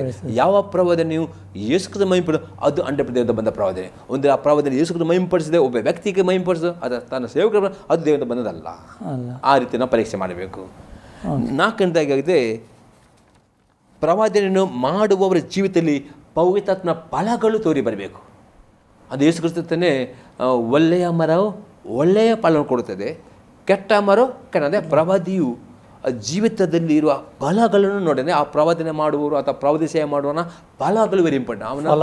ಅವನು ಅಂದರೆ ದೇವರ ವಾಕ್ಯ ನೋಡ್ತೇವೆ, ಪ್ರವಾದಿ ಸೇವೆ ಮಾಡುವನು ಅವನು ತನ್ನ ಜೀವನ ಪರಿಶುದ್ಧತೆಯನ್ನು ಅನುಭವಿಸಬೇಕು, ಪರಿಶುದ್ಧನಾಗಿ ಜೀವನ ಮಾಡಬೇಕು. ಪರಿಶುದ್ಧ ಪ್ರವಾದಿ ಪ್ರತಿಯೊಬ್ಬರು ನೋಡಿ ಹೊಸ ಬಳಿಕ ನೋಡ್ತೇವೆ, ಪರಿಶುದ್ಧ ಪ್ರವಾದಿಗಳ ಮುಖಾಂತರ ಮಾತನಾಡಿದೆ ಪ್ರವಾದಿಗಳು ಪರಿಶುದ್ಧರಾಗಿ ಜೀವನ ಮಾಡಬೇಕು. ಆ ಪರಿಶುದ್ಧತೆಯಲ್ಲಿ ಅವನು ನಡೆಯುತ್ತಾರೆ, ಅವನ ಪ್ರವಾದನೆ 100% ದೇವರಿಂದ ಬರ್ತದೆ. ಒಂದೇ ವೇಳೆ ಒಂದು ಪ್ರವಾದನೆ ಮಾಡಿ ವ್ಯಕ್ತಿಯು ಒಂದು ವಿಗ್ರಹಾರಾಧನೆ ಮಾಡುವುದಾದರೆ, ವ್ಯಭಿಚಾರ ಪಾಪ ಇರುವುದಾದರೆ, ಅದು ಬೇರೆ ಯಾವುದೇ ಪಾಪ ಪ್ರವಾದನೆ ಮಾಡಿದರೆ ಅದು ದೇವರಿಂದ ಬಂದ ಪ್ರವಾದನೆಯನ್ನು ಸ್ವೀಕಾರ ಮಾಡಲಿಕ್ಕೆ ಆಗುವುದಿಲ್ಲ. ಪ್ರವಾದನೆ ಮಾಡುವವನು ಅವನ ಜೀವಿತದಲ್ಲಿ ಫಲಗಳು ತೋರಿ ಬರಲೇ ಸಾಕ್ಷಿಯಾಗಿರ್ಬೇಕು ದೇವರ ಒಂದು ಯಾವುದೆಲ್ಲ ಫಲಗಳು. ಬೇಡದ ಕಾರ್ಯಗಳು ಮಾಡುವಂತ ವ್ಯಕ್ತಿ, ಒಂದು ಕುಡಿಕದಲ್ಲಿ ಇರುವಂತ ವ್ಯಕ್ತಿ ಒಂದು ಪ್ರವಾದನೆ ಮಾಡಿದ್ರು ಸಹ ಅದು ದೇವರಿಂದ ಬಂದಂತ ಪ್ರವಾದನೆ ಅಲ್ಲ, ಅವನ ಜೀವಿತವನ್ನು ನೋಡ್ಬೇಕು. ನಂತರ 5ನೇ ಸಂಗತಿ ಆಗಿದೆ, ಭವಿಷ್ಯವನ್ನು ನುಡಿದ ಮೇಲೆ ಆ ಪ್ರವಾದನೆ ನೆರವೇರಬೇಕು. ಈಗ ಪ್ರವಾದಿ ಏನು ಮಾಡ್ತಾನೆ, ಒಬ್ಬರ ಕುರಿತು ಭವಿಷ್ಯ ನುಡಿತಾನೆ. ಆ ಭವಿಷ್ಯ ನುಡಿದ ನಂತರ ಕೆಲವೇ ದಿನಗಳಲ್ಲಿ, ಕೆಲವು ವರ್ಷಗಳಲ್ಲಿ ಅದು ನೆರವೇರಬೇಕು. ಅದು ನೆರವೇರಿದರೆ ಅವು ನಿಜ ಪ್ರವಾದಿ. ಅಂದರೆ ಪ್ರವಾದಿಯಿಂದ ಮಾತು ದೇವರ ಬಂದ 100% ಅದು ಒಂದು ತಕ್ಕ ಸಮಯದಲ್ಲಿ ಆಗೇ ಆಗ್ತದೆ. ಕೆಲವು ಪ್ರವಾದನೆಗಳು ಸುಳ್ಳಾಗಿ ಹೇಳ್ತಾರೆ, ಅದು ನೆರವೇರುವುದಿಲ್ಲ, ಅದು ಸುಳ್ಳು ಪ್ರವಾದನೆ. ದೇವರ ಪ್ರವಾದನೆ ಕೆಲವು ಸ್ವಲ್ಪ ಟೈಮ್ ತಾಗ್ಬೋದು, ಅದು ಅವರು ಬರೆದಿಟ್ಟುಕೊಂಡು, ಕೆಲವರು ಬರೆದಿಟ್ಟುಕೊಂಡು ಆ ಸಮಯ ನೆರವೇರಿದರೆ ಅವ್ನು ನಿಜ ಪ್ರವಾದಿ ಎಂದು ಹೇಳಬಹುದು. ಅದು ನನ್ನ ಪ್ರಕಾರ ಏನಿದೆ ಅದ್ರಲ್ಲಿ ಇನ್ನೊಂದಂತ ಹೇಳಿದ್ರೆ, ಒಂದು ವೇಳೆ ನನಗೆ ಯಾರ ಬಂದು ಪ್ರವಾದನೆ ಮಾಡಿದ್ರು, ಈಗ ನನ್ನ ಜೀವಿತ ಆ ದೇವರಿಗೆ ಸರಿಯಾಗಿ ಇಲ್ಲದೆ ಹೋದ್ರೆ, ದೇವರು ಈಗ ನೀವು ಬಂದು ನನಗೆ ಪ್ರವಾದನೆ ಹೇಳಿದ್ರಿ, ನೀವು ಒಂದು ಪ್ರವಾದಿ, ನೀವು ಬಂದು ನನಗೆ ಪ್ರವಾದನೆ ಹೇಳಿದ್ರಿ, ಆದ್ರೆ ನನ್ನ ಜೀವಿತ ದೇವರ ಉದ್ದೇಶಕ್ಕೆ ಪ್ರಕಾರವಾಗಿ ನಡೆಯದಿದ್ರೆ, ನಾನು ನಡೆಯದಿದ್ರೆ ಅದು ನನ್ನ ಜೀವಿತ ನೆರವೇರ್ತದೆ, ಆಗ ನಡೆಯೋದಿಲ್ಲ. ಹಾಗಾದ್ರೆ ಆಗ್ತಿಲ್ಲ ಆ ಸಮಯದಲ್ಲಿ ಪ್ರವಾದಿ ತಪ್ಪಲ್ಲ, ಆ ಸಮಯದಲ್ಲಿ ಪ್ರವಾದಿ ತಪ್ಪಲ್ಲ. ನಾವು ಸರಿ ಇದ್ದು, ನಾವು ಹೊಂದ್ಕೊಂಡ ಪ್ರವಾದನೆ ನಾವು ಸರಿ ಇದ್ದುಕೊಂಡು ನಮಗೆ ನೆರವೇರಲಿಲ್ಲ ಆದ್ರೆ ಅದು ಸುಳ್ಳು ಪ್ರವಾದಿ ಅಂತ ಹೇಳ್ಬೋದು. ಖಂಡಿತ. ಅಂದ್ರೆ ಕೆಲವರು ಜೀವಿತ ಒಪ್ಪಿಸ್ಕೊಡುದಿಲ್ಲ, ಅಲ್ಲಿ ಪ್ರವಾದಿ ನಂಬಿಕೊಂಡಿರ್ತಾರೆ, ಮತ್ತು ಪ್ರವಾದಿ ಆಗಲೇ ದೇವರೆಲ್ಲ ಆ ಸಮಯದ ಪ್ರವಾದಿಯನ್ನು ದೂರಿ ಪ್ರಯೋಜನ ಇಲ್ಲ. ನಮ್ಮ ಜೀವಿತ ನಾವು ಸರಿ ಮಾಡ್ಕೊಳ್ಬೇಕು. ಈಗ ಮೋಶೆ ಪ್ರವಾದನೆ ಮಾಡಿದನು, ದೇವರು ನಿಮಗೆ ಕಾನಾನ್ ದೇಶವನ್ನು ಆಳು ಜನರಿಗೆ ಉತ್ತಮ ಕೊಡ್ತಾನೆ ಎಂಬುದಾಗಿ. ಈ ಪ್ರವಾದನೆ ಅವನು ಹೇಳಿದ ನಂತರ 12 ಜನ ಅವನ ಕಲಿಸಿಕೊಟ್ಟನು. ಅದು 10 ಮಂದಿ ಏನು ಮಾಡಿದ್ರು, ಅವಿಧರಾದ ನಿಮಿತ್ತವಾಗಿ ಅದು ನೆರವೇರಲ್ಲ. ಲಾಸ್ಟಿಗೆ ಏನಾಯ್ತು, ಕಾಲದ ಮಧ್ಯವಸ್ವ ನಂಬಿದ್ರು, ಅದು ಪ್ರವಾದನೆ ನೆರವೇರಿಕೊಂಡು ಅವ್ರು ಹೊಂದಿಕೊಂಡು. ಹಾಗೆ ಜೀವಿತ ಇಂಪಾರ್ಟೆಂಟ್ ಆಗಿದೆ. ನಾವು ದೇವರ ವಾಕ್ಯ ಪ್ರಕಾರ ನಡೆದು ನಮ್ಮ ಜೀವಿತ ನಾವು ಸರಿಪಡಿಸಿಕೊಂಡು, ಯಾಕೆಂದ್ರೆ ಪ್ರವಾದನೆಯಲ್ಲಿ ಇನ್ನೊಂದಂತಂದ್ರೆ ಒಂದು ಅದ್ರೊಂದು ಕಂಡೀಷನ್ ಅಂದ್ರೆ ದೇವರ ಒಂದು ಕಂಡೀಷನ್, ನಿಬಂಧನೆ ಇರ್ತದೆ. ನೀನು ಈ ರೀತಿಯಾಗಿ ಇದ್ರೆ ನಾನು ನಿನ್ನನ್ನು ಆಶೀರ್ವದಿಸ್ತೇನೆ. ನಾವು ಮಾಡ್ಬೇಕಾದ್ರೆ ನಾವು ಮಾಡದೆ ದೇವರ ಮೇಲೆ ಹಾಕಿದ್ರೆ ಮತ್ತೆ ಆ ಪ್ರವಾದಿ ಮೇಲೆ ದೂರಿದ್ರೆ ಪ್ರಯೋಜನ ಇಲ್ಲ. ನಮ್ಮ ಜೀವಿತ ನಾವು ಸರಿ ಮಾಡ್ಕೊಂಡು, ನಾವು ದೇವರ ವಾಕ್ಯ ಏನ್ ಹೇಳ್ತದೆ, ನಮ್ಗೆ ದೇವರು ಏನ್, ನಾವು ಎಲ್ಲಿ ಎಡವಿದ್ದೇವೆ ಅದನ್ನು ಸರಿಪಡಿಸಿಕೊಂಡು ನಂತರ ಆ ಪ್ರವಾದನೆ ಹೊಂದ್ಕೊಳ್ಬೇಕು. ಹೌದಲ್ಲ? ಖಂಡಿತ. ಮುಂದುವರಿಸಿ. ನಂತರ 6ನೇ ಉದ್ದೇಶವಾಗಿದೆ, ಪ್ರವಾದನೆ ವಾಕ್ಯವು ವಿಶ್ವಾಸಗಳು ದೇವರ ಬಳಿಗೆ ನಡೆಸಬೇಕು. ನಿಜ ಪ್ರವಾದನೆ ಮಾಡ್ತದೆ, ಆ ಪ್ರವಾದನೆ ಅಥವಾ ಪ್ರವಾದನೆಗಳ ಸಂದೇಶವು ದೇವರ ಹತ್ತಿರಕ್ಕೆ, ವಿಧೇಯತ್ವಕ್ಕೆ, ಪರಿಶುದ್ಧಕ್ಕೆ ನಡೆಸ್ತದೆ. ಸುಳ್ಳು ಪ್ರವಾದನೆ ಮಾಡ್ತದೆ ಅಂದರೆ ವಿಶ್ವಾಸಗಳನ್ನು ದೇವರ ಹತ್ತಿರಕ್ಕೆ ನಡೆಸದೆ ಪಾಪಕ್ಕೆ ನಡೆಸ್ತದೆ, ಅವಿದೆ ನಡೆಸ್ತದೆ, ಅದು ಸುಳ್ಳು ಪ್ರವಾದನೆ. ಯಾಕೆಂದ್ರೆ ಅದೇ ರೀತಿ ಕೆಲವು ಬರ್ತದೆ, ಏನಂದ್ರೆ ನೀನು ಯಾವ ರೀತಿ ಜೀವಿಸು ದೇವರಿನ ಆಶೆ, ಜೀಸಸ್ ಬ್ಲೆಸ್ ಅಂತ ಪ್ರವಾದನೆ, ಅದು ದೇವರಿಂದ ಅವರ ಜೀವಿತವನ್ನು ಮಾರ್ಪಡಿಸುವುದಿಲ್ಲ, ಅವರಲ್ಲಿ ಭಕ್ತಿ ವೃದ್ಧಿ ಬರುವುದಿಲ್ಲ. ಆದ್ರೆ ದೇವರ ಆಶೀರ್ವಾದ ಮಾಡ್ತಾನೆ ಎಂಬ ಪ್ರವಾದನೆ ಕೇಳ್ಕೊಂಡು ಅವರು ಅದೇ ರೀತಿ ಮುಂದುವರಿತಾರೆ, ಅದು ದೇವರಿಂದ ದೂರ ಹೋಗುವಂತ ಅಂತ ಪ್ರವಾದನೆಗಳು ದೇವರಿಂದ ಬಂದಂತಲ್ಲ. ದೇವರಿಂದ ಏನು ಪ್ರವಾದನೆ ಬರ್ತದೋ ಆ ಪ್ರವಾದನೆ ಅವರಿಗೆ ದೇವರ ಹತ್ತಿರಕ್ಕೆ, ವಿಧೇಯತ್ವಕ್ಕೆ, ಪರಿಶುದ್ಧತೆಗೆ ನಡೆಸ್ತದೆ. ಅದು ಪರೀಕ್ಷೆ ಮಾಡಿ. ಅನೇಕ ಪ್ರವಾದನೆ ಆ ರೀತಿ ನಡೆಸುವುದಿಲ್ಲ, ಅಂತ ಪ್ರವಾದನೆ ಸ್ವೀಕಾರ ಮಾಡಲೇಬಾರದು. ಅನ್ನೋದು 7ನೇ ಸಂಗತಿಯಾಗಿದೆ, ಪ್ರವಾದನೆಯು ಒಬ್ಬ ವಿಶ್ವಾಸಿಯನ್ನು ಬಿಡುಗಡೆಗೆ ನಡೆಸ್ತದೆ. ಯಾವುದೋ ಒಬ್ಬ ವಿಶ್ವಾಸ ಪಾಪ ಇರ್ಬೋದು, ಅವನ್ನು ಕೊಡುವ ಪ್ರವಾದನೆ ವಾಕ್ಯ ಅಥವಾ ಪ್ರವಾದನೆಯ ಸಂದೇಶ ಅವನಿಗೆ ಬಿಡುಗಡೆ ನಡೆಸ್ತದೆ. ಆದರೆ ಯಾವ ಪ್ರವಾದನೆಯು ಬಿಡುಗಡೆ ನಡೆಸಿ ಅವನಿಗೆ ಬಂಧನದಲ್ಲಿಡ್ತದೋ, ಭಯದಲ್ಲಿಡ್ತದೋ, ಅದು ಪ್ರವಾದನೆ ಅಲ್ಲ. ಅನೇಕ ಪ್ರವಾದನೆಗಳು ಏನು ಮಾಡ್ತಾರೆ, ಪ್ರವಾದನೆ ಮಾಡ್ತಾರೆ, ಅವರಿಗೆ ಕೇಳುವವರಿಗೆ ಇನ್ನೂ ಅವರು ಬಂಧನದಲ್ಲಿ, ಭಯದಲ್ಲಿ ಇರ್ತದೆ. ಅದು ನಿಜ ಪ್ರವಾದನೆ ಅವನಿಗೆ ಯಾವ ಕಷ್ಟದಲ್ಲಿ ಇರ್ಬೋದು, ಅವನಿಗೆ ಬಿಡುಗಡೆ ನಡೆಸ್ತದೆ. ಅದು ನಿಜ ಪ್ರವಾದನೆ ಆಗಿದೆ. ಮತ್ತು 8ನೇ ಉದ್ದೇಶವಾಗಿದೆ, ಪ್ರವಾದನೆಯು ಕೇಳುವವರ ಆತ್ಮಕ್ಕೆ ಜೀವವನ್ನು ತರುತ್ತದೆ. ಏನು ಒಂದು ಪ್ರವಾದನೆ ಕೇಳಿದವರ ಪ್ರವಾದ ಅವರು ಕೇಳುವ ಆತ್ಮಕ್ಕೆ ಜೀವವನ್ನು ತರ್ತದೆ, ಅವನ ಆತ್ಮದಲ್ಲಿ ಜೀವ ಬರ್ತದೆ. ಸುಳ್ಳು ಪ್ರವಾದನೆ ಇರ್ತದೆ, ಅವನ ಆತ್ಮಕ್ಕೆ ಜೀವ ತರದೆ ಅವನ ಆತ್ಮಕ್ಕೆ ಡಿಸ್ಕರೇಜ್, ನಿರಾಶೆ, ಇನ್ನೊಂದು ರೀತಿ ಒಂದು ರೀತಿ ಅವನ ಮರಣ ನಡೆಸ್ತದೆ. ಅದು ನಿಜ ಪ್ರವಾದನೆ ಅಲ್ಲವೇ ಅಲ್ಲ. 9ನೇ ಇದಾಗಿದೆ, ದೇವರಿಂದ ಬರುವ ಪ್ರವಾದನೆಯು ಪಾಪಗಳನ್ನು ಪಾಪಗಳನ್ನು ಮಾಡುವವರಿಗೆ ಅವನ ಪಾಪಗಳನ್ನು ಖಂಡಿಸ್ತದೆ. ಅದು ನಿಜ ಪ್ರವಾದಿ. ಅಂದರೆ ನಿಜ ಪ್ರವಾದಿ ಒಬ್ಬರು ಇರುವುದಾದ್ರೆ ಸಭೆಯಲ್ಲಿ ಅವನು ಕೊಡುವ ಸಂದೇಶದಲ್ಲಿ ಯಾವೊಬ್ಬನು ಗುಪ್ತವಾಗಿ ಪಾಪ ಇರ್ಬೋದು, ಅದು ಗುಪ್ತ ಒಂದು ಕಪಟಿ ವೇಷ ಆಗಿರ್ಬೋದು, ಅವನು ಡೈರೆಕ್ಟಾಗಿ ಜನರಾಗಿ ಹೆಸರು ತೆಗೆದಿದ್ದರೂ ಸಹ ಜನರಾಗಿ ಆ ಪಾಪವನ್ನು ಮಾಡುವವನಿಗೆ ಡೈರೆಕ್ಟಾಗಿ ಖಂಡಿಸ್ತಾನೆ, ವಾಕ್ಯದ ಮುಖಾಂತರ ಗದರಿಸ್ತಾನೆ, ಮತ್ತು ದೇವರ ಶಿಕ್ಷೆ ಬರ್ತದೆ ಮತ್ತು ಅವನಿಗೆ ಎಚ್ಚರಿಕೆಯನ್ನು ಕೊಡುತ್ತದೆ. ಮುಖಸ್ತುತಿ ಅಲ್ಲ, ಮುಖಸ್ತುತಿ ಮಾಡೋದಿಲ್ಲ. ಸುಳ್ಳು ಪ್ರವಾದಿ ಮಾಡ್ತದೆ, ಅವನು ಯಾವ ಪ್ರವಾದಿ ಇದ್ರೆ ತೊಂದರೆ ಮತ್ತೆ ಅವನು ಮುಖಸ್ತುತಿ. ನಿಜ ಪ್ರವಾದಿ ಎಂದಿಗೂ ಮುಖಸ್ತುತಿ ಮಾಡುವುದೇ ಇಲ್ಲ. ಅವನ ಒಂದು ಕೋಟಿ ಹಣ ತಂದು ಕೊಟ್ಟರು ಸಹ ಹಣಕ್ಕೋಸ್ಕರ ಮುಗಿಸ್ತೆ ಮಾಡೋದಿಲ್ಲ. ಅವನು ಡೈರೆಕ್ಟಾಗಿ ಅವನ ಪಾಪವನ್ನು ಡೈರೆಕ್ಟಾಗಿ ಖಂಡಿಸ್ತಾನೆ, ಒಂದು ಜನರಲ್ ಆಗಿ ಖಂಡಿಸ್ತಾನೆ, ವ್ಯಕ್ತಿ ಖಂಡಿಸ್ತಾನೆ. ಇದು ನಿಜ ಪ್ರವಾದಿ. ಈ ರೀತಿ 9 ರೀತಿಯಲ್ಲಿ ಈ ಪ್ರವಾದಿ ಸೇವೆಯನ್ನು ಪರೀಕ್ಷೆ ಮಾಡುವುದು. ಈ 9 ಪರೀಕ್ಷೆಯಲ್ಲಿ ಪಾಸ್ ಆಗಿದ್ದರೆ ಅದು ಪ್ರವಾದನೆ ಅಥವಾ ಪ್ರವಾದಿಯನ್ನು ಸ್ವೀಕಾರ ಮಾಡಲಿಕ್ಕೆ ಆಗುದಿಲ್ಲ. ಓಕೆ ಭಾಷೆ. ಅಂದರೆ ಈಗ ಕೆಲವು ಹೇಳ್ತಾರೆ ಭಾಷೆ, ಪ್ರವಾದನೆಗಳು ಈಗ ಇಲ್ಲ, ಪ್ರವಾದನೆ ಎಲ್ಲ ಮುಗ್ದೋಗಿದೆ ಈಗ ಅಂತ. ಈ ಪ್ರವಾದ ಈಗ ಈ ಈಗಿನ ಕಾಲಘಟ್ಟದಲ್ಲಿ ಅಥವಾ ಯೇಸು ಸ್ವಾಮಿ ನಂತರ ಪ್ರವಾದನೆಗಳೆಲ್ಲ ಇಲ್ಲ ಅಂತ ಹೇಳಿ ನಿಜನ ಭಾಷೆ? ಅಲ್ಲ, ಅದು ಸುಳ್ಳು. ವಾಕ್ಯ ಪ್ರಕಾರ ಪ್ರವಾದನೆಗಳು ಪ್ರವಾದಿಗಳು ಈಗಲೂ ಇದ್ದಾರೆ ಖಂಡಿತ. ಯಾಕಂದ್ರೆ ಈಗ ಆಗಸ್ಟ್ ಓದಿದಂತ ವಾಕ್ಯದಲ್ಲಿ ದೇವರು ಮನುಷ್ಯರೊಂದಿಗೆ ಆತನು ಅವನ ಭಕ್ತಿ ವೃದ್ಧಿ ಪ್ರೋತ್ಸಾಹ ಸಂತೋಷ ಉಂಟು ಮಾಡಿದವರು ವಾಕ್ಯವೇ ಹೇಳ್ತಾರೆ.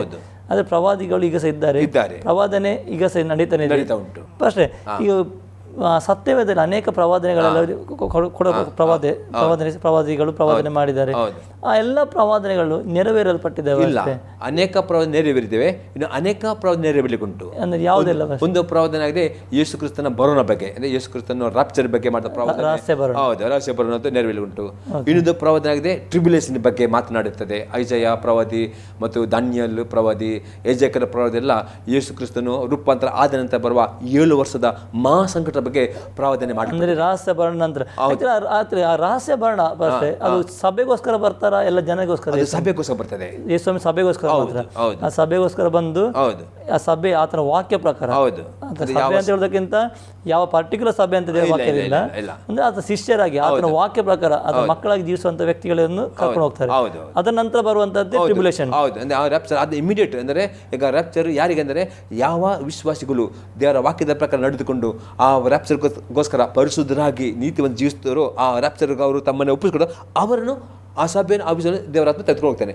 ಅದು ಇಮಿಡಿಯೇಟ್ ಟ್ರಿಬ್ಯುಲೇಷನ್ ಪೀರಿಯಡ್, ಮಹಾಸಂಕಟಗಳು ಪ್ರಾರಂಭವಾಗ್ತವೆ. ಅದು 7 ವರ್ಷಗಳು ಉಂಟು. ದೇವರ ವಾಕ್ಯ ನೆರವೇರಲಿಕ್ಕುಂಟು. Okay okay. ಅದ ನಂತರ ಇದು 1000 ವರ್ಷಗಳ ಪ್ರವಾದನೆ ನೆರವೇರಲಿಕ್ಕುಂಟು. ಅಂದ್ರೆ ಇನ್ನೂ ಅನೇಕ ವಾಕ್ಯಗಳು ಅಥವಾ ಪ್ರವಾದನೆಗಳು ನೆರವೇರಲಿಕ್ಕೆ ಇದೆ. ಹಾಗಾದ್ರೆ ಅಂದ್ರೆ ಸತ್ಯವೇದ ಪ್ರಕಾರ ಪ್ರವಾದನೆಗಳು ಇನ್ನೂ ಇದೆ, ಇನ್ನು ಮುಗಿಲಿಲ್ಲ. ಪ್ರವಾದನೆ ಸೇವೆ ಮುಗಿಲಿಲ್ಲ, ಪ್ರವಾದಿಗಳು ಮುಗಿಲಿಲ್ಲ. ಬರೋ ತನಕ ಅದು ಸೇವೆ ಉಂಟು ಖಂಡಿತ. ಅದು ಯಾಕೆ ಕೊಟ್ಟಿದ್ದಂದ್ರೆ ದೇವರ ಮಕ್ಕಳನ್ನು, ದೇವರ ಸಭೆಯನ್ನು ಪರಿಶುದ್ಧಗೊಳಿಸಲಿಕ್ಕೆ, ಅವರು ಯೇಸು ಕ್ರಿಸ್ತನ ಬರೋಕ್ಕೆ ಪ್ರಿಪೇರ್ ಮಾಡಲಿಕ್ಕೆ ಈ ಪ್ರವಾದನೆ ವರವನ್ನು ಸೇವೆಯನ್ನು ದೇವರು ಕೊಟ್ಟಿದೆ. ಯೇಸು ಕ್ರಿಸ್ತ ಬರುವ ತನಕ ರ್ಯಾಪ್ಚರ್ ಆಗೋ ತನಕ ಈ ಸೇವೆ ಉಂಟು. ರ್ಯಾಪ್ಚರ್ ಆದ ನಂತರ ಸಹ ಟ್ರಿಬ್ಯುಲೇಷನ್ನಲ್ಲಿ ಇಸ್ರಾಯೇಲರು ಸಹ ಪ್ರವಾದಿಯಾಗಿ ಅವರಿಗೆ ದುರುಪಯೋಗ ಮಾಡೋನಾಗಿದ್ದಾನೆ. ಓಕೆ. ಅಂದರೆ ಈ ಪ್ರವಾದನೆ ಈಗ ಇಷ್ಟೆಲ್ಲ ಹೇಳುವ ವಾಕ್ಯ ಪ್ರಕಾರ ಪ್ರವಾದನೆ ಸೇವೆ ಅಥವಾ ಪ್ರವಾದಿಗಳನ್ನು ಅಥವಾ ಪ್ರವಾದನೆ ವರಗಳನ್ನು ದೇವರು ಕೊಟ್ಟಿರುವಂತದ್ದು ಸಭೆಗೋಸ್ಕರ, ಅಂದ್ರೆ ಅಥವಾ ಜನರನ್ನು ದೇವರ ಕಡೆ ನಡೆಸೋಗೋಸ್ಕರ, ಜನರನ್ನು ಅಂದ್ರೆ ತಪ್ಪಿದಂತ ಮಕ್ಕಳು. ಈಗ ಉದಾಹರಣೆ ಕೊಡ್ತಾರೆ, ಅದೇ ಈಗ ನನ್ನ ಜೀವಿತ ಕೂಡ ನಾನು ನೋಡಿದ್ರೆ, ನಾನು ಕೂಡ ಕೆಲವೊಮ್ಮೆ ಸೇವೆಗೆ ಬರುವ ಸಮಯ ನನಗೆ ಅನೇಕ ಸೇವಕರು ನನಗೆ ಹೇಳಿದ್ರು ನಿಮಗೆ ಸೇವೆ ಉಂಟು ಎಂಬುದಾಗಿ. ಸೇವೆ ಬಂದ ನಂತರ ಕಷ್ಟಗಳು ಬರುವಾಗ ತುಂಬಾ ಕುಗ್ಗಿ ಹೋಗಿರುವಂಥ ಸಮಯದಲ್ಲಿ ಯಾರಾದ್ರೂ ಬರ್ತಾ ಇದ್ರು ಸೇವಕರು ಬಂದು ಅಂತ ಹೆಂಗೆ ಹೇಳ್ತಿದ್ರು, ನೀನು ಸೇವೆಗೆ ಕರೆಯಲ್ಪಟ್ಟವ, ನೀನು ಹಿಂಜಾರಿ ಹೋಗೋದಕ್ಕಾಗಿ ಅಲ್ಲ, ನಿನ್ನ ಜೊತೆ ನಾನಿದ್ದೇನೆ, ನಾನು ನಿನ್ನ ನಿಲ್ಲಿಸ್ತೇನೆ ಎಂಬುದಾಗಿ. ಆದರೆ ಅಂತ ಈಗ ಸಮಯದಲ್ಲಿ ಆ ಯೋಚನೆ ಮಾಡಿದ್ರೆ, ಒಂದು ವೇಳೆ ಆ ಸಮಯದಲ್ಲಿ ಆ ದೇವರಾತ್ಮನ ಮೂಲಕ ಪ್ರವಾದಿಗಳು ಬಂದು ನನ್ನ ಮಾತನಾಡದೆ ಹೋಗಿರ್ತಿದ್ರೆ ನಾನು ಸೇವೆಯಲ್ಲಿ ಇರ್ತಾ ಇರಲಿಲ್ಲ, ನಾನು ಹಿಂಜಾರಿ ಹೋಗುವಂತ. ಅಂದ್ರೆ ಅಂತ ಸಕ್ಕದಕ್ಕ ಸಮಯದಲ್ಲಿ ಒಂದೊಂದು ವ್ಯಕ್ತಿಗಳನ್ನು ದೇವರು ನನ್ನ ಬಳಿ ಕಳಿಸಿ ದೇವರು ಪ್ರವಾದನೆ ಮೂಲಕ ಮಾತನಾಡ್ತಿದ್ದಾರೆ. ಅದೇ ರೀತಿಯ ಪ್ರವಾದನೆ ಕೊಟ್ಟಿರುವಂತಂದ್ರೆ ಒಂದು ಯಾರ ಕುಗ್ಗಿ ಹೋಗುವಂಥವರನ್ನು ಎಚ್ಚರಿಸೋಸ್ಕರ, ಪಾಪದಲ್ಲಿ ಬಿದ್ದವರನ್ನು ಎಚ್ಚರಿಸೋಸ್ಕರ ಎಂಬುದಾಗಿ. ಓಕೆ. പക്ഷേ ಇನ್ನು ಕೆಲವರು ಈ ಪ್ರವಾದನೆಯನ್ನು ಅದು ಇಲ್ಲ ಅಥವಾ ಬೇಡ, ಪ್ರವಾದನೆ ಇಲ್ಲ ಎಂಬುದಾಗಿ ತಿರಸ್ಕಾರ, ಅದು ಯಾವ ಉದ್ದೇಶಕ್ಕಾಗಿ? ಅಂದರೆ ಯಾರು ಪಾಪವನ್ನು ಪ್ರೀತಿ ಮಾಡ್ತಾರೆ, ಪಾಪದಲ್ಲಿ ಜೀವಿಸ್ತಾರೆ, ಅವರು ಪ್ರವಾದನೆ ವರವನ್ನಾಗಲಿ ಪ್ರದೇಶವನ್ನು ಅಂಗೀಕಾರ ಮಾಡೋದಿಲ್ಲ. ಅದೇ ಪ್ರವಾದಿ ಇರುವುದಾದರೆ ಅವನು ಪಾಪವನ್ನು ಖಂಡಿಸ್ತಾನೆ. ಅದಕ್ಕೋಸ್ಕರ ಪಾಪವನ್ನು ಪ್ರೀತಿ ಮಾಡೋರು ಪ್ರವಾದಿಯನ್ನು ಹಾಗೆ ಮಾಡಿದಾಗ ಇಸ್ಕೊಳ್ತಾರೆ. ಪ್ರವಾದಿಗೆ ಸ್ವಂತ ಊರಿನಲ್ಲಿ ಸ್ವಂತ ಕುಟುಂಬ ಇದರಲ್ಲಿ ಮರೆಯದಿಲ್ಲ. ಪ್ರವಾದಿ ಇದ್ದರೆ ಅವನು ಪಾಪನ ಖಂಡಿಸ್ತಾನೆ. ಪ್ರವಾದಿ ಇಲ್ಲದಿದ್ದರೆ ಯಾವ ಪಾಪದಲ್ಲಿ ಜೀವಿಸಿದ್ರು ಸಹ ಯಾರಿಗೆ ಗೊತ್ತಾಗುದಿಲ್ಲ. ಖಾಲಿ ಅಲ್ಲಿ ಪ್ಲೇಸ್ ರೋಡ್ ಇಟ್ಕೊಂಡು ಮುಖಸ್ಥಿತಿ ಮಾಡ್ಕೊಂಡು ಇರ್ತಾರೆ. ಇವನ್ನ ಇದೆಲ್ಲ ಅನೇಕರು ಪ್ರವಾದಿ ಸೇವೆಯನ್ನು ತಿರಸ್ಕಾರ ಮಾಡ್ತಾರೆ, ಪ್ರವಾದಿ ಭರೋಸಾ ಅಕ್ಸೆಪ್ಟ್ ಮಾಡ್ತಾರೆ. ಅದಕ್ಕೆ ಪ್ರವಾದಿ ಇಲ್ಲ ಎಂಬುದಾಗಿ ಬಿಟ್ಟು ಬಿಡ್ತಾರೆ. ಅಂದ್ರೆ ಯಾವ ಸಭೆಯಲ್ಲಿ ಒಂದು ಪ್ರವಾದಿ ಇರ್ತಾನೆ, ಆ ಸಭೆ ನೀವು ಹೇಳೋ ಪ್ರಕಾರ ಅಂತ ಇದ್ರೆ ಒಂದು ಭಯದಿಂದ, ಒಂದು ಭಕ್ತಿಯಿಂದ ಮುಂದೆ. ಯಾಕಂದ್ರೆ ಒಂದ್ ವೇಳೆ ನಾವು ಯಾವ್ದಾದ್ರು ರಹಸ್ಯ ಪಾಪದಲ್ಲಿ ಉಳಿದ ವಾರದಲ್ಲಿ ನಡ್ಕೊಂಡು ಬಂದ್ರೆ ಯಾವಾಗ ಸಭೆಗೆ ಬರುವಾಗ, ಆರಾಧನೆ ಬರುವಾಗ ಇರುವಂಥ ಪ್ರವಾದಿ ಸಭೆಯಲ್ಲಿ ಹೇಳುವಂಥ ಸಮಯದಲ್ಲಿ ಅವರಿಗೆ ಒಂದು ಭಯ ಇರ್ತದೆ, ಪಾಪ ಮಾಡೋದಕ್ಕೆ ಸ್ವಲ್ಪ ಭಯ ಬರ್ತಿರ್ತದೆ. ಅಂದರೆ ಯಾವುದೊಂದು ಸಭೆಯಲ್ಲಿ ಪ್ರವಾದಿ ಇಲ್ಲ, ಯಾವುದಿಲ್ಲ ಅಂತ ಹೇಳಿದ್ರೆ ಅವನಿಗೆ ಯಾವುದೇ ಅಂತ ಅಂದರೆ ಅದಕ್ಕೋಸ್ಕರ ಅವರು ಪ್ರವಾದನೆ ಇಲ್ಲ ಎಂಬುದಾಗಿ ಮಾಡ್ತಾರೆ. ಓಕೆ ಫಸ್ಟ್ ಇನ್ನೊಂದು, ಈಗ ಕೆಲವರು ಸೇವಕರಿಗೆ, ಸಭಾಪಾಲಕರಿಗೆ ಗೌರವ ಕೊಡ್ತಾರೆ, ಅಥವಾ ಅಪೋಸ್ತಲ ಅಥವಾ ಬೇರೆ ಅಥವಾ ಇಲ್ಲಿ ಅಂತ ಸೇವೆಗೆ ಗೌರವ ಕೊಡ್ತಾರೆ. ಪ್ರವಾದಿ ಅಂತ ಹೇಳಿದ್ಮೇಲೆ ಕೆಲವರು ಅಷ್ಟೊಂದು ಸೇವೆ ಲೆಕ್ಕ ತಗೊಳ್ಳೋ, ಅದು ಅವರಿಗೆ ಗೌರವ ಕೊಡೋದಾಗ್ಲಿ ಅಥವಾ ಅವರಿಗೆ ಮರ್ಯಾದೆ ಅಥವಾ ಅಂತ ಮಾಡೋದಿಲ್ಲ. ಆ್ಯಕ್ಚುಲಿ ಸತ್ಯವೇದ ಏನು ಹೇಳ್ತಾರೆ, ಪ್ರವಾದಿಗಳಿಗೆ ಗೌರವ ತೋರಿಸ್ಬೇಕು ನಾವು. ಸತ್ಯವೇದಲ್ಲಂದರೆ ಪ್ರವಾದಿಯನ್ನು ಗೌರವ ಕೊಡಲೇಬೇಕು. ಯಾಕಂದರೆ ಪ್ರವಾದಿ ಅತಿ ಸಭೆಯಲ್ಲಿ ಸೇವೆಯಲ್ಲಿ ಅತಿ ಪ್ರಾಮುಖ್ಯ ಪಾತ್ರ ಪ್ರವಾದಿ ಪಾತ್ರವಾಗಿದೆ. ಅದೇ ಥರ ವಾಕ್ಯದಲ್ಲಿ ಬರೆಯಲ್ಪಟ್ಟಿದೆ. 2ನೇ ಪೂರ್ವಕಾಲ ವರ್ತಮಾನ ಕಾಂಡ 20ನೇ ಆದ್ಯದಲ್ಲಿ 20ನೇ ವಾಕ್ಯ ನಾನು ಓದ್ತೇನೆ ನೋಡಿ. 2ನೇ ಪೂರ್ವಕಾಲ ವರ್ತಮಾನ ಕಾಂಡ 20ನೇ ಆದ್ಯದಲ್ಲಿ ನಾನು 14ರಿಂದ 20ನೇ ವಾಕ್ಯ ತನಕ ಓದ್ತೇನೆ. ಆಗ ಆ ಸಮೂಹದೊಳಗೆ ಆಸಾಪನ ವಂಶದವನದ ಲೇವಿಯನು, ಮತ್ಯನಿಗೆ ಹುಟ್ಟಿದ ಯೆಗೇಲನ ಮರಿಮಗನು, ಬೆನಯನ ಮೊಮ್ಮಗನು, ಜಕರನ ಮಗನು ಆದ ಏಜಲ್ ಮೇಲೆ ಇವನ ಆತ್ಮ ಬಂದಿತು. ಅವನೆಲ್ಲ ಯೆಹೂದ್ಯರೇ, ಯೆರೂಸಲೇಮಿನವರೇ, ಅರಸನಾದ ಯೋಸಫಾಟನೇ, ಯೆಹೋವನು ಹೇಳುವುದನ್ನು ಕೇಳಿರಿ. ಈ ಮಹಾಸಮೂಹದ ನಿಮಿತ್ತವಾಗಿ ಕಳವಳಗೊಳ್ಳಬೇಡಿರಿ, ಹೆದರಬೇಡಿರಿ, ಇದು ನಿಮ್ಮದಲ್ಲ. ನೋಡಿದೆ, ಈ ಒಂದು ಯೋಸಫಾಟನ ಕಾಲದಲ್ಲಿ 4 ಕಡೆಯಿಂದ ಶತ್ರುಗಳು ಯೋಸಫಾಟನಿಗೆ ಅವರ ಜನರಿಗೆ ವಿರುದ್ಧವಾಗಿ ಬರುವಾಗ ಅವರು ತುಂಬ ಕಂಗಾಲಾಕೊಂಡು ಹೆದರಿಕೊಳ್ಳವರಾಕೊಂಡು ಉಪವಾಸ ಪ್ರಾರ್ಥನೆ ಅವರು ಮಾಡುವಾಗ ಅಲ್ಲಿ ದೇವರ ಆತ್ಮನು ಪ್ರವಾದನೆ ಬರುವಾಗ ಅಲ್ಲಿ ಅವರಿಗೆ ದೇವರು ಆತ್ಮನ ಏನು ಮಾಡ್ತಾನೆ, ಉತ್ತೇಜನ ಮಾಡ್ತಾನೆ. ನೀವು ಹೆದರಬೇಡ್ರಿ, ಯುದ್ಧವು ನಿಮ್ಮದಲ್ಲ, ಯುದ್ಧವು. ನಂತರ 16ನೇ ವಾಕ್ಯ, ದೇವರದೇ ನಾಳೆ ಬೆಳಿಗ್ಗೆ ಅವರಿಗೆ ವಿರೋಧವಾಗಿ ಹೊರಡಿರಿ. ಹೀಗೆ ಅವರು ಅಚ್ಚಿಸ್ ಘಟ್ಟದ ಮಾರ್ಗವಾಗಿ ಬರುತ್ತಾರೆ. ಯೆರೂವೇಲ್ ಅರಣ್ಯದ ಮುಂದಿರುವ ಕಣಿವೆಯ ತುದಿಯಲ್ಲಿ ಅವರನ್ನು ಸಂಧಿಸುವಿರಿ. ಈ ಸಾರಿ ಯುದ್ಧ ಮಾಡುವುದು ಅವಶ್ಯವಿಲ್ಲ. ಯೆಹೂದ್ಯರೇ, ಯೆರೂಸಲೇಮಿನವರೇ, ಸುಮ್ಮನೆ ನಿಂತುಕೊಂಡು ಯೆಹೋವನು ನಿಮಗೋಸ್ಕರ ನಡೆಸುವ ರಕ್ಷಣಕಾರ ನೋಡಿರಿ, ಹೆದರಬೇಡಿರಿ, ಕಳವಳಗೊಳ್ಳಬೇಡಿರಿ, ನಾಳೆ ಅಭಿವೃದ್ಧಿಗೆ ಹೊರಡಿರಿ, ಯೆಹೋವನು ನಿಮ್ಮ ಸಂಗಡ ಇರುವನು ಎಂದು ಹೇಳಿದನು. ಇಲ್ಲಿ ಪ್ರವಾದಿ ಸೇವೆ ಇದ್ದ ನಿಮಿತ್ತವಾಗಿ ಆ ಪ್ರವಾದಿಯವರು ಡೈರೆಕ್ಷನ್ ಕೊಡ್ತಾರೆ. ಆ ಮಹಾಸಮೂಹ ಬರುವಾಗ ಅವ್ರು ಏನು ಮಾಡಿದ್ರೆ, ಆ ದೊಡ್ಡ ಸಮೂಹ ಅವರಿಗೆ ವಿರುದ್ಧ ಬಂದಿರುವಾಗ ಎಲ್ಲ ಜನರು ಮತ್ತು ಆ ಯೋಸಫಾಟವರು ಅವ್ರು ಎದುರುಕೊಂಡರು. ಈ ಪ್ರವಾದಿ ಸೇವೆಯಲ್ಲಿ ಇದ್ದ ನಿಮಿತ್ತವಾಗಿ ಅವರಿಗೆ ದೇವರ ಆತ್ಮನವರಿಗೆ ಧೈರ್ಯ ಕೊಡ್ತಾನೆ ಮತ್ತು ಹೇಗೆ ಅವರನ್ನು ಎದುರಿಸಬೇಕೆಂಬ ಡೈರೆಕ್ಷನ್ ಕೊಡುತ್ತಾನೆ. ಯಾರು ಈ ಅವ್ರ ಪ್ರವಾದನೆ ಸ್ವೀಕಾರ ಮಾಡಿ ನಿಮಿತ್ತವಾಗಿ ಅವರಿಗೆ ಗೌರವ ಕೊಟ್ಟ ನಿಮಿತ್ತವಾಗಿ ದೇವರ ಅವ್ರ ದೊಡ್ಡ ಬಿಡುಗಡೆ ಕೊಡ್ತಾನೆ. ನಾವು ಮುಂದೆ ನೋಡ್ತೇನೋ 18ನೇ ಭಾಗದಲ್ಲಿ, ಆಗ ಯೋಸಫಾಟನು ನೆಲದ ಮಟ್ಟಿಗೂ ತಲೆ ಬಾಗಿಸಿದನು. ಎಲ್ಲ ಯೆಹೂದ್ಯರು, ಯೆರೂಸಲೇಮಿನವರು ಯೆಹೋವನ ಮುಂದೆ ಅಡ್ಡ ಬಿದ್ದು ನಮಸ್ಕರಿಸಿದರು. ಆಮೇಲೆ ಲೇವಿಯರಲ್ಲಿ ಕೇತಿಯರು, ಕೊರೈಯರು ಎದ್ದು ಇಸ್ರಾಯೇಲ್ ದೇವರಾದ ಯೆಹೋವನನ್ನು ಮಹಾಸ್ವರದಿಂದ ಕೀರ್ತಿಸಿದರು. ಅವರು ಮರುದಿನ ಬೆಳಗ್ಗೆದ್ದು ತೆಕೋವ ಅರಣ್ಯಕ್ಕೆ ಹೊರಟರು. ಅವರು ಹೊರಡುವಾಗ ಯೋಸಫಾಟ್ ನಿಂತು ಅವರಿಗೆ, ಯೆಹೂದ್ಯರೇ, ಯೆರೂಸಲೇಮಿನವರೇ, ನನ್ನ ಮಾತನ್ನು ಕೇಳಿರಿ, ಯೆಹೋವನಲ್ಲಿ ಭರವಸವಿಡಿರಿ, ಆಗ ಸುರಕ್ಷಿತರಾಗಿರುವಿರಿ, ಆತನ ಪ್ರವಾದಿಗಳು ನಂಬಿರಿ, ಆಗ ಸಾರ್ಥಕರಾಗುವಿರಿ ಎಂದು ಹೇಳಿದರು. ನೋಡಿ, ಇಲ್ಲಿ 20 ವಾಕ್ಯ ಅತಿ ಸ್ಪಷ್ಟವಾಗಿದೆ. ಅವರು ಮರುದಿನ ಬೆಳಗ್ಗೆದ್ದು ತೆಕೋವ ಅರಣ್ಯಕ್ಕೆ ಹೊರಟರು. ಅವರು ಹೊರಡುವಾಗ ಯೋಸಫಾಟನು ನಿಂತು ಅವರಿಗೆ, ಯೆಹೂದ್ಯರೇ, ಯೆರೂಸಲೇಮಿನವರೇ, ನನ್ನ ಮಾತು ಕೇಳಿರಿ, ಯೆಹೋವನಲ್ಲಿ ಭರವಸವಿಡಿರಿ, ಆಗ ಸುರಕ್ಷಿತರಾಗುವಿರಿ, ಆತನ ಪ್ರವಾದಿ ನಂಬಿರಿ, ಆಗ ಸಾರ್ಥಕರಾಗುವಿರಿ ಎಂದು ಹೇಳಿದರು. ಇಲ್ಲಿ ಅವರು ಪ್ರವಾದಿಯನ್ನು ಅವ್ರು ನಂಬಿದ್ದಾರೆ, ಪ್ರವಾದಿ ಎಂದ ಮಾತನ್ನು ಅವ್ರು ನಂಬಿದರು. ನಂಬಿಕೊಂಡು ಆ ಪ್ರವಾದಿ ಏನು ಹೇಳ್ತಾರೆ ಅವರು ಹಾಗೆ ಮಾಡಿದಾಗ ಅವರಿಗೆ ದೇವರು ಆ ಕಷ್ಟದಿಂದ ಬಿಡಿಕೊಟ್ಟಿದ್ದಾರೆ. ಅದಕ್ಕೆ ಪ್ರವಾದಿಯನ್ನು ಗೌರವಿಸಲೇಬೇಕು ಮತ್ತು ಪ್ರವಾದಿ ಸೇವೆಯನ್ನು ಸಭೆಯಲ್ಲಿ ಆ ಪ್ರವಾದಿ ವರಗೋಸ್ಕರ ಅಥವಾ ಪ್ರವಾದಿ ಸೇವೆಗೋಸ್ಕರ ಪ್ರಾರ್ಥನೆ ಮಾಡಲೇಬೇಕು. ಮತ್ತು ಆ ಸೇವೆ ಯಾರು ಸೇವಕರು ಮಾಡುತ್ತಾರೆ ಅವ್ರು ಇನ್ನೂ ನಾವು ಪ್ರಾರ್ಥನೆ ಆ ಸೇವಕರನ್ನು ಬಲಪಡಿಸಬೇಕು. ಯಾಕಂದರೆ ಇವತ್ತು ಅನೇಕ ದೇವರ ಮಕ್ಕಳು ಪ್ರವಾದಿ ಸೇವೆಯನ್ನು ಹಾಗೆ ಮಾಡ್ತಾರೆ. ಅಂದರೆ ಪ್ರವಾದಿ ಇದ್ದರೆ ಅದು ದೇವರ ಬಲಿಗೆ ನಡೆಸ್ತದೆ, ಪಾಪವನ್ನು ಸಭೆಯಲ್ಲಿ ನಿಲ್ಲಲಿಕ್ಕೆ ಬಿಡುವುದಿಲ್ಲ. ಆದರೆ ಯಾರು ಪ್ರವಾದಿ ಗೌರವಿಸ್ತಾರೋ ಅವರಿಗೆ ದೇವರು ಆ ಸಭೆಯನ್ನು ಆಶೀರ್ವಾದ ಮಾಡೇ ಮಾಡ್ತಾನೆ ಮತ್ತು ಅವರಿಗೆ ಬಂದ ಕಷ್ಟದಿಂದ ಬಿಡುಗಡೆ ಮಾಡಲಿಕ್ಕೆ ಪ್ಲಾನ್ ಕೊಡ್ತಾನೆ. ಯಾರು ವಿಚಾರಿಸ್ತಾರೆ ಅವ್ರು ಸಾರ್ಥಕರಾಗುತ್ತಾರೆ. ನೀವೀಗ ಈಗ ಓದಿದ ವಾಕ್ಯದ ಫುಲ್ ಗಮನಿಸೋದಾದ್ರೆ ಅಲ್ಲಿ ಆ ಪ್ರವಾದಿ ತನ್ನಂತ ಮಹಿಮೆ ಪಡಿಸ್ಕೊಳ್ತಿಲ್ಲ, ಯೆಹೋವನ ಮಾತನ್ನು ಕೇಳಿರಿ ಎಂಬುದಾಗಿ ಹೇಳ್ತಾರೆ.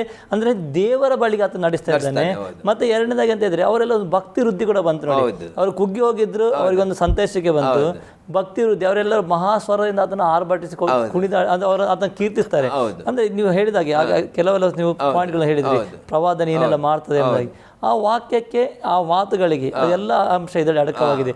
ಅದು ದೇವರನ್ನು ಬಿಟ್ಟು ಅಥವಾ ಯೇಸು ಸ್ವಾಮಿ ಬಿಟ್ಟು ಅವ್ರಿಗೆ ಏನು ಹೇಳ್ತಾ ಇಲ್ಲ ಪ್ರವಾದಿ, ತನ್ನಂತಾನೆ ಮಹಿಮೆಪಡಿಸ್ಕೊಳ್ತಾ ಇಲ್ಲ, ಅಥವಾ ಆ ಪ್ರವಾದನೆಲ್ಲ ನೆರವೇರಿತಲ್ಲಿ ಅಂದ್ರೆ ನೋಡಿದ್ರೆ ದೇವರಿಂದ ಬಂದ ಪ್ರವಾದನೆ ಎಂಬುದಾಗಿ ನಾವು ಇಟ್ಕೊಳ್ಬೋದು. ಅದೇ ಅದನ್ನ ಮುಂದೆ ನೋಡ್ಬೇಕು, ಅವನ್ನ ಹೇಳ್ತಿದ್ದಾನೆ ಪ್ರವಾದನೆಯನ್ನು ನಾವು ಇದು ಮಾಡ್ಬೋದು. ಈಗ ಹೊಸ ಒಡಂಬಡಿಕೆ ಇಲ್ಲ, ಅಲ್ಲಿ ಇದು ಪೌಲನು ಏನು ಹೇಳ್ತಾನೆ ಅಂತಲ್ಲ, ಇದು ಪ್ರವಾದಿಗಳನ್ನು ಹೀನೈಸಬೇಡಿ, ಅದೇ ಪ್ರವಾದನೆಯನ್ನು ಏನ್ ಮಾಡ್ಬೇಕು, ಸರಿಯಾಗಿ ಸರಿಯೋ ಅಲ್ಲ ಎಂಬುದಾಗಿ ವಿವೇಚಿಸಿ ನೋಡ್ಬೇಕು. ಅದು 1 ಥೆಸಲೋನಿಕ ಬರೆದ ಪತ್ರಿಕೆ 5ನೇ ಅಧ್ಯಾಯದಲ್ಲಿ ಅಪೊಸ್ತಲನು ಹೀಗೆ ಹೇಳ್ತಾನೆ, 1 ಥೆಸಲೋನಿಕ 5ನೇ 19, 20, 22 ವಾಕ್ಯ ತನಕ ಪ್ರವಾದನೆಗಳನ್ನು ಹೀನೈಸಬೇಡಿ. ಅಂದರೆ ಇಲ್ಲಿ ಅದೇ ಪ್ರವಾದನೆ ಅಂದರೆ ಇಲ್ಲಿ ಇಂಗ್ಲೀಷ್ ನೋಡಿದರೆ ಖಾಲಿ ಪ್ರವಾದನೆ ಮಾತ್ರ ಅಲ್ಲ, ಪ್ರವಾದಿ ಕೊಡುವ ಸಂದೇಶ. ಕೆಲವರು ಮಾಡ್ತಾರೆ ಖಾಲಿ ಪ್ರವಾದನೆ ಮಾತ್ರ ಇದು ಮಾಡ್ತಾರೆ. ಈಗ ನೋಡಿ, ಈಗ 2 ವಾರ ಪ್ರವಾದನೆ ಒಂದು ಮಾತನಾಡೋದಾಗಿದೆ. ಪ್ರವಾದಿಸ ಎಂದರೆ ಅವನು ಮಾತನಾಡ್ತಾನೆ ಅಥವಾ ವಾಕ್ಯದ ಮುಖಾಂತರ ಮಾತಾಡ್ತಾನೆ. ಈ ಎರಡು ಹೀನೈಸಬಾರದು ಎಂಬುದೇ ಅಪೊಸ್ತಲ ಪೌಲನು ಹೇಳ್ತಾನೆ.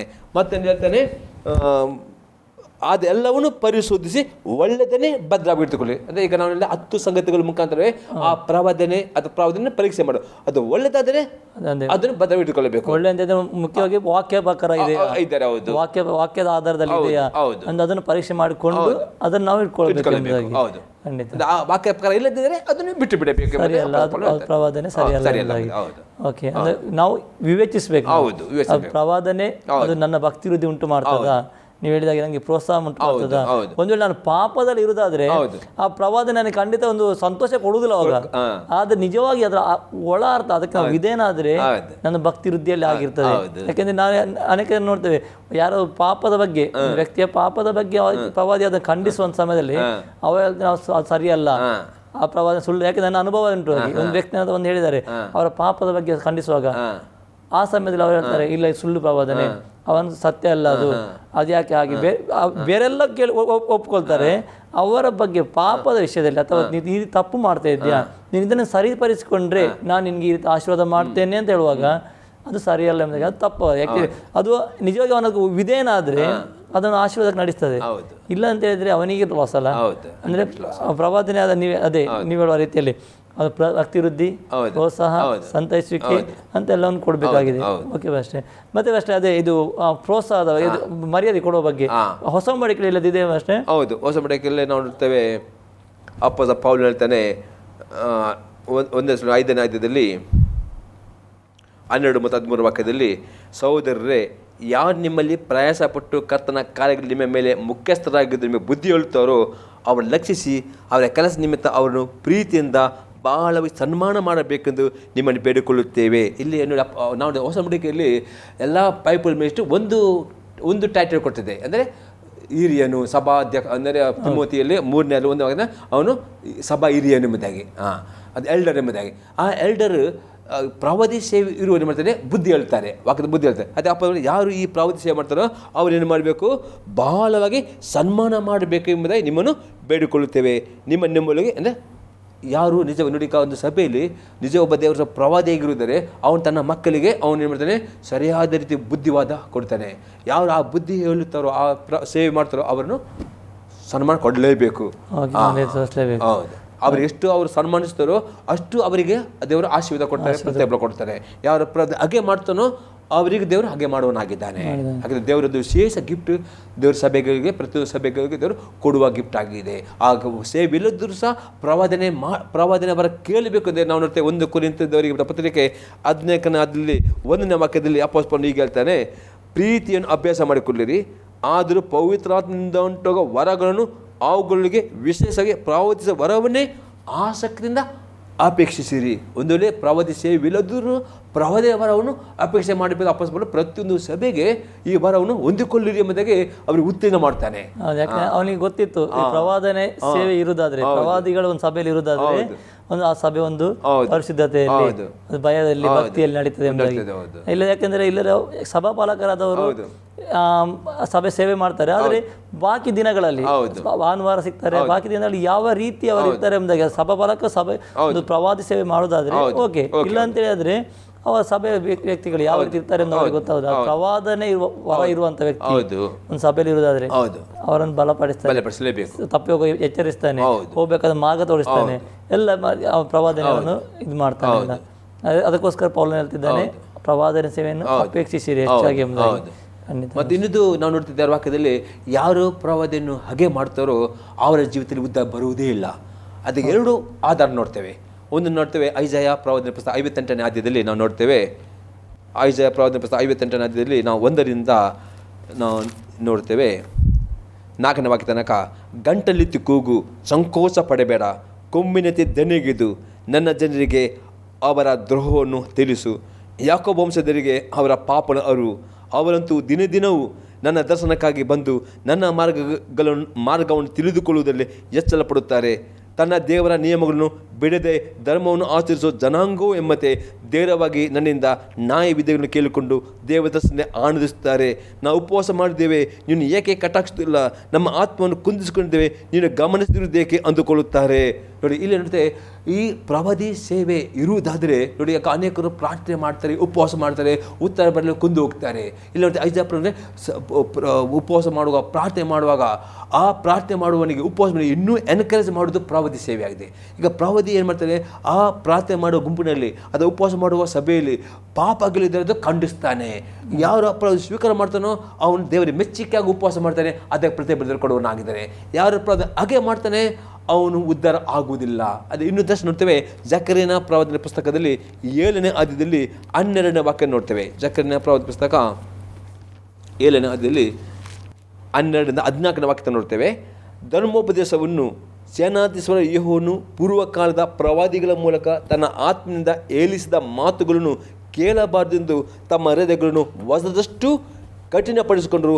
ಆದ ಕಾರಣ ಸೇನಾಧೀಶ್ವರ ಯೆಹೋವನಿಂದ ಅತಿ ರೌದ್ರವು ಅವರ ಮೇಲೆ ಬಿತ್ತು. ನೋಡಿ, ಇಲ್ಲಿ ಈ ಜಕರಿಯ ಕಾಲದಲ್ಲಿ ಇಸ್ರೇಲ್ ಜನರು ಬಂದು ಜಕರಿಯ ಪ್ರವಾದಿ ಹೀಗೆ ಪ್ರಶ್ನೆಗೊಳ್ತಾರೆ, ನಾವು ಇನ್ನೂ ಉಪವಾಸ ಮಾಡಬೇಕಂದ್ರೆ ಅವರು 70 ವರ್ಷದ ಉಪವಾಸ ಮಾಡಿಕೊಂಡು ಬಂದರು, ಅವರು ಉಪವಾಸಕ್ಕೆ ಉತ್ತರ ಬರಲ್ಲ. ಅದಕ್ಕೆ ಅವರು ಇನ್ನೂ ನಾವು ಉಪವಾಸ, ಅದಕ್ಕೆ ಜಕರಿಯ ಪ್ರವಾದಿನೇ ನೀವು ಉಪವಾಸ ಮಾಡಿದ ಹೌದು, ಆದರೆ ದೇವರಿಗೆ ಮೆಚ್ಚಿಗೆ ಅದು ಉಪವಾಸ ನೀವು ಮಾಡಲಿಲ್ಲ. ಯಾಕಂದರೆ ದೇವರ ಆತ್ಮನು ಅನೇಕ ಪ್ರವಾದಿಗಳು ನಿಮ್ಮ ಬೆಲೆ ಕಳಿಸಿಕೊಟ್ಟನು, ನಿಮ್ಮ ಪಾಪಗಳನ್ನು ಖಂಡಿಸುವಾಗ ನೀವು ಆ ಪ್ರವಾದಿಗಳನ್ನು ಹಾಗೆ ಮಾಡಿದರು, ಪಾಪಗಳನ್ನು ಪ್ರೀತಿಸಿದರು. ಅದಕ್ಕೆ ದೇವರು ನಮ್ಮ ಉಪವಾಸ ಪ್ರಾರ್ಥನೆಗೆ ಸ್ವೀಕಾರ ಮಾಡದೆ ಕೋಪ ಬಂದು ಯಾರು ಪ್ರವಾದಿಯನ್ನು ಹಾಗೆ ಮಾಡ್ತಾರೋ, ಸೇವೆಯನ್ನು ತಿರ್ಸ್ಕೊಂಡು ಅವರ ಮೇಲೆ ದೇವರ ಕೋಪವು ಇರುತ್ತದೆ. ಅದು ಯಾರು ಪ್ರವಾದಿಯನ್ನು ಸನ್ಮಾನಿಸ್ತಾರೋ, ಆ ಸೇವೆಗೆ ಎನ್ಕರೇಜ್ ಮಾಡ್ತಾರೋ ಅವರ ಜೀವಿತದಲ್ಲಿ ಆಶೀರ್ವಾದ ಉದ್ದ ಬಂದೇ ಬರ್ತೇವೆ. ಅವರ ಹೃದಯ ಕಠಿಣ ಮಾಡಿಕೊಡು, ಆಗ ದೇವರ ಕೋಪ ಬಂದಿಲ್ಲ ನೋಡ್ತೇವೆ. ಅನಂತರ ನೋಡ್ತೇವೆ ಆಕಾಶೇಂದ್ರ ದೇವನು ಇಂತೆಂದನು, ನಾನು ಕೂಗಿದರು ಅವರಿಗೆ ಕೇಳಲಿಲ್ಲವೋ, ಆ ಕೂಗಿದರು ಆಗ ಅವರು ಕೂಗಿದರು ನಾನು ಕೇಳುವುದಿಲ್ಲ. ನೋಡಿ, ಅವ್ರು 70 ವರ್ಷ ಕೂಗಿದರು ದೇವ್ರು ಯಾಕೆ ತಗೊಂಡಿಲ್ಲ?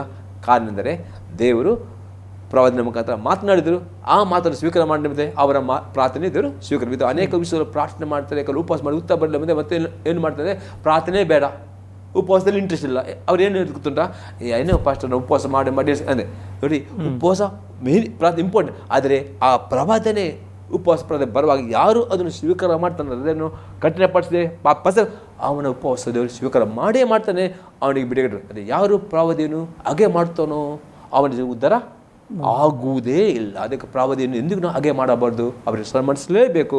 ಆಗ ಡೆಫಿನೆಟ್ ಸಭೆ ದೊಡ್ಡ ಉಜ್ಜೀವನ ಬಂದೇ ಆಗದೆ. ಈಗಿನ ಕಾಲದಲ್ಲಿ ಅನೇಕರು ಈ ಪರಸವನ್ನು ಹಾಗೆ ಮಾಡ್ತಾರೆ, ಅದು ತುಂಬ ದುಃಖಕರವಾಗಿದೆ. ಅದು ಗೊತ್ತಿದ್ದವರು ಹಾಗೆ ಮಾಡೋದಿಲ್ಲ. ಯಾಕಂದರೆ ಇದು ಸೇವೆ ಅಂತಂದರೆ ನಿಮ್ಮ ಪರಿಶುದ್ಧತೆಗೆ ನಡೆಸಿದೆ, ವಿದ್ಯುತ್ತಿಗೆ ನಡೆಸಿದೆ. ಪ್ರವಾದಿ ಸೇವೆಯಲ್ಲಿದ್ದರೆ ಹೇಗೆ ಮಾಡ್ತಂದ್ರಲ್ಲ, ಬರೀ ನಂಬಿಕೆ, ಬರೀ ಕೃಪೆ ಎಂಬುದಾಗೆ ಮೇಲೆ ತೆಗೆದುಕೊಂಡು ಹೋಗ್ತದೆ. ಅನಂತರ 10ನೇ ವಾಕ್ಯ ನೋಡಿ, ಅವರು ನೋಡಿದ ಎಲ್ಲ ಜನಾಂಗಗಳ ಮಧ್ಯಕ್ಕೆ ಅವನು ತೂರಿ ಬಿಡುವನು. ಇವನು ಈ ಮಾತಿನಂತೆ ಅವರು ಚದರಿದ ಮೇಲೆ ದೇಶ ಹಾಳಾಯಿತು, ಅದರಲ್ಲಿ ಯಾರು ಹೋಗ್ತಿರ್ಲಿಲ್ಲ ಬರುತ್ತಿರಲಿಲ್ಲ, ಆ ರಮ್ಮಾಯಿತು ಆಳುಗೆ ತಂದಿದ್ದಾರಷ್ಟೇ. ಅಲ್ಲಿ ಏನಂತ ಅವರು ಪ್ರವಾದಿ ಸೇವೆಯನ್ನು ಹಾಗೆ ಮಾಡಿದರು, ಪ್ರವಾದಿ ಮಾತು ಕೇಳ, ಅದಕ್ಕೆ ಅವರ ಜೊತೆ ಆಶೀರ್ವಾದ ಬರಲಿಲ್ಲ ಎಂಬುದಾಗಿ ನಾವು ನೋಡ್ತೇವೆ. ಓಕೆ, ಅಷ್ಟೇ. ಈಗ ಈ ಪ್ರವಾದನೆ ಬಗ್ಗೆ ಎಲ್ಲ ನಾವೆಲ್ಲ ತಿಳ್ಕೊಂಡು ಬಂದ್ವಿ. ಇನ್ನೊಂದಂತ ಈಗ ಈ ಪ್ರವಾದಿ ಈಗ ಉದಾಹರಣೆ ನನಗೊಂದು ಪ್ರವಾದನೆ ವರ ಉಂಟು, ಪ್ರವಾದನೆ ಸೇವೆ ನನ್ನಲ್ಲಿ ಉಂಟು. ಈ ದೇವರ ಆತ್ಮ ನನಗೆ ಕೆಲವು ಪ್ರವಾದನೆ ಯಾರ ವಿಷಯದಲ್ಲಿ ಅದು ಹೇಳ್ತಾರೆ, ಆದರೆ ನಾವು ಆ ವ್ಯಕ್ತಿಯನ್ನು ನೋಡುವಾಗ ಆ ದೇವರಾತ್ಮ ಕೊಟ್ಟ ಪ್ರವಾದನೆಗೂ ಆ ವ್ಯಕ್ತಿ ನೋಡುವ ವ್ಯತ್ಯಾಸ ಎದ್ದಿರಬಹುದು, ಅಥವಾ ಏನಾದ್ರು ಅಂಥ ವ್ಯಕ್ತಿಯಾಗಿ ಇರ್ಲಿಕ್ಕಿಲ್ಲ, ಅಥವಾ ಖಂಡಿಸುವ ವಿಷಯದಲ್ಲಿ ಆಗಿರ್ಬೋದು, ಅಥವಾ ಆಶೀರ್ವಾದ ವಿಷಯ ನಾನು ಖಂಡಿತ ಹೇಳ್ತೇನೆ, ಆಶೀರ್ವಾದ ಪ್ರವಾದನೆ ಕೊಟ್ಟರೆ. ಆದರೆ ಖಂಡಿಸುವ ವಿಷಯ ಬರುವಾಗ ಕೆಲವೊಂದು ಪ್ರವಾದಿಗಳು ಏನು ಮಾಡ್ತಾರೆ ಅಂತಂದರೆ ಆ ಮಾತುಗಳನ್ನು ಹೇಳುವುದಿಲ್ಲ. ಆಗ ಅದಕ್ಕೆ ದೇವರ ವಾಕ್ಯ ಏನಂತ, ನನಗೆ ದೇವರಾತ್ಮ ನನಗೆ ಕೊಟ್ಟು ನಾನು ಹೇಳಲೇಬೇಕಾ ಅಥವಾ ಹೇಳೋದು ಇರ್ಬೋದು? ಅವಶ್ಯ ಹೇಳಲೇಬೇಕು. ವಾಕ್ಯ ನೋಡ್ತೇವೆ ಎಜೆಕಲ್ 3ನೇ ಅಧ್ಯಾಯದಲ್ಲಿ 16-21 ವಾಕ್ಯದಲ್ಲಿ ಹೀಗೆ ಹೇಳ್ತದೆ, 7 ದಿವಸಗಳ ಮೇಲೆ ಯೆಹೋವನು ಈ ಮಾತನ್ನು ನನಗೆ ದಯಪಾಲಿಸಿದನು, ನರಪುತ್ರನೇ, ನಾನು ನಿನ್ನನ್ನು ಇಸ್ರೇಲ್ ವಂಶದವರ ಮೇಲೆ ಕಾವಲುಗಾರನಾಗಿ ನೇಮಿಸಿದ್ದೇನೆ. ಈಗಲೂ ನನ್ನ ಬಾಯಿಂದ ಹೊರಡುವ ಮಾತನ್ನು ಕೇಳಿ ನನ್ನ ಪರವಾಗಿ ಅವರನ್ನು ಎಚ್ಚರಿಸು. ನಾನು ದುಷ್ಟನಿಗೆ ಸತ್ತೇ ಸಾಯುವಿ ಎಂದು ನುಡಿಯುವಾಗ ನೀನು ಅವರನ್ನು ಎಚ್ಚರಿಸಿದೆಯೂ ಅವನು ತನ್ನ ದುರ್ಮಾರ್ಗವನ್ನು ಬಿಟ್ಟು ತನ್ನ ಪ್ರಾಣವನ್ನು ಉಳಿಸಿಕೊಳ್ಳುವಂತೆ ಅವನಿಗೆ ಬುದ್ಧಿ ಹೇಳದೆಯೂ ಇದ್ದರೆ ಆ ದುಷ್ಟನು ತನ್ನ ಅಪರಾಧದಿಂದ ಸಾಯಬೇಕಾಗುವುದು. ಅವನ ಮರಣಕ್ಕಾಗಿ ನಿನಗೆ ಮುಯ್ಯಿ ತೀರಿಸುವೆನು. ಅಂದರೆ ಒಂದು ವೇಳೆ ನಾನು ಹೇಳದೆ ಹೋದ್ರೆ ಅವನ ದುಷ್ಟತ್ವ ಬಿಡುವುದಿಲ್ಲ, ಹಾಗೆ ಸತ್ತು ಹೋದ್ರೆ ಅವನ ಸಾವಿಗೆ ಅಥವಾ ಅದರ ಪ್ರತಿಫಲ ದೇವರು ನನ್ನ ಮೇಲೆ ಆಗ್ತಾರೆ. ಅದ್ರ ಬರುವಂತ ಎಲ್ಲ ಇದನ್ನು ಹೇಳಲೇಬೇಕು, ಮುಖಸ್ತುತಿ ನೋಡಲೇಬಾರ್ದು. ನಂತರ ನೀನು ದುಷ್ಟನನ್ನು ಎಚ್ಚರಿಸಿದರೂ ಅವನು ತನ್ನ ದುಷ್ಟತನವನ್ನು ದುರ್ಮಾರ್ಗವನ್ನು ಬಿಡದೆ ಹೋದರೆ ತನ್ನ ಅಪರಾಧದಿಂದ ಸಾಯುವನು. ನೀನು ನಿನ್ನ ಪ್ರಾಣವನ್ನು ಉಳಿಸಿಕೊಂಡಿರುವಿ. ಇದಲ್ಲದೆ ಶಿಷ್ಟವನ್ನು ತನ್ನ ಶಿಷ್ಟಸ್ಥಾನವನ್ನು ಬಿಟ್ಟು ಅಧರ್ಮ ಮಾಡಿ ನಾನು ಅವನ ಮುಂದೆ ಒಡ್ಡಿದ ಆತಂಕವನ್ನು ಎಡವಿದರೆ ಅವನು ಸತ್ತೇ ಸಾಯುವನು. ನೀನು ಅವನನ್ನು ಎಚ್ಚರಿಸದೇ ಹೋದ ಕಾರಣ ಅವನು ತನ್ನ ಪಾಪದಿಂದ ಸಾಯಬೇಕಾಯಿತು.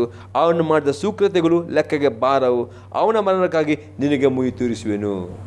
ಅನಂತರ ನೀನು ಶಿಷ್ಟನನ್ನು ಪಾಪ ಮಾಡದೆ ಎಚ್ಚರಿಸಿದ ಮೇಲೆ ಅವನು ಪಾಪ ಮಾಡದೆ ಹೋದರೆ ಎಚ್ಚರಗೊಂಡ ಕಾರಣ ಜೀವದ ಉಳಿಯುವನು.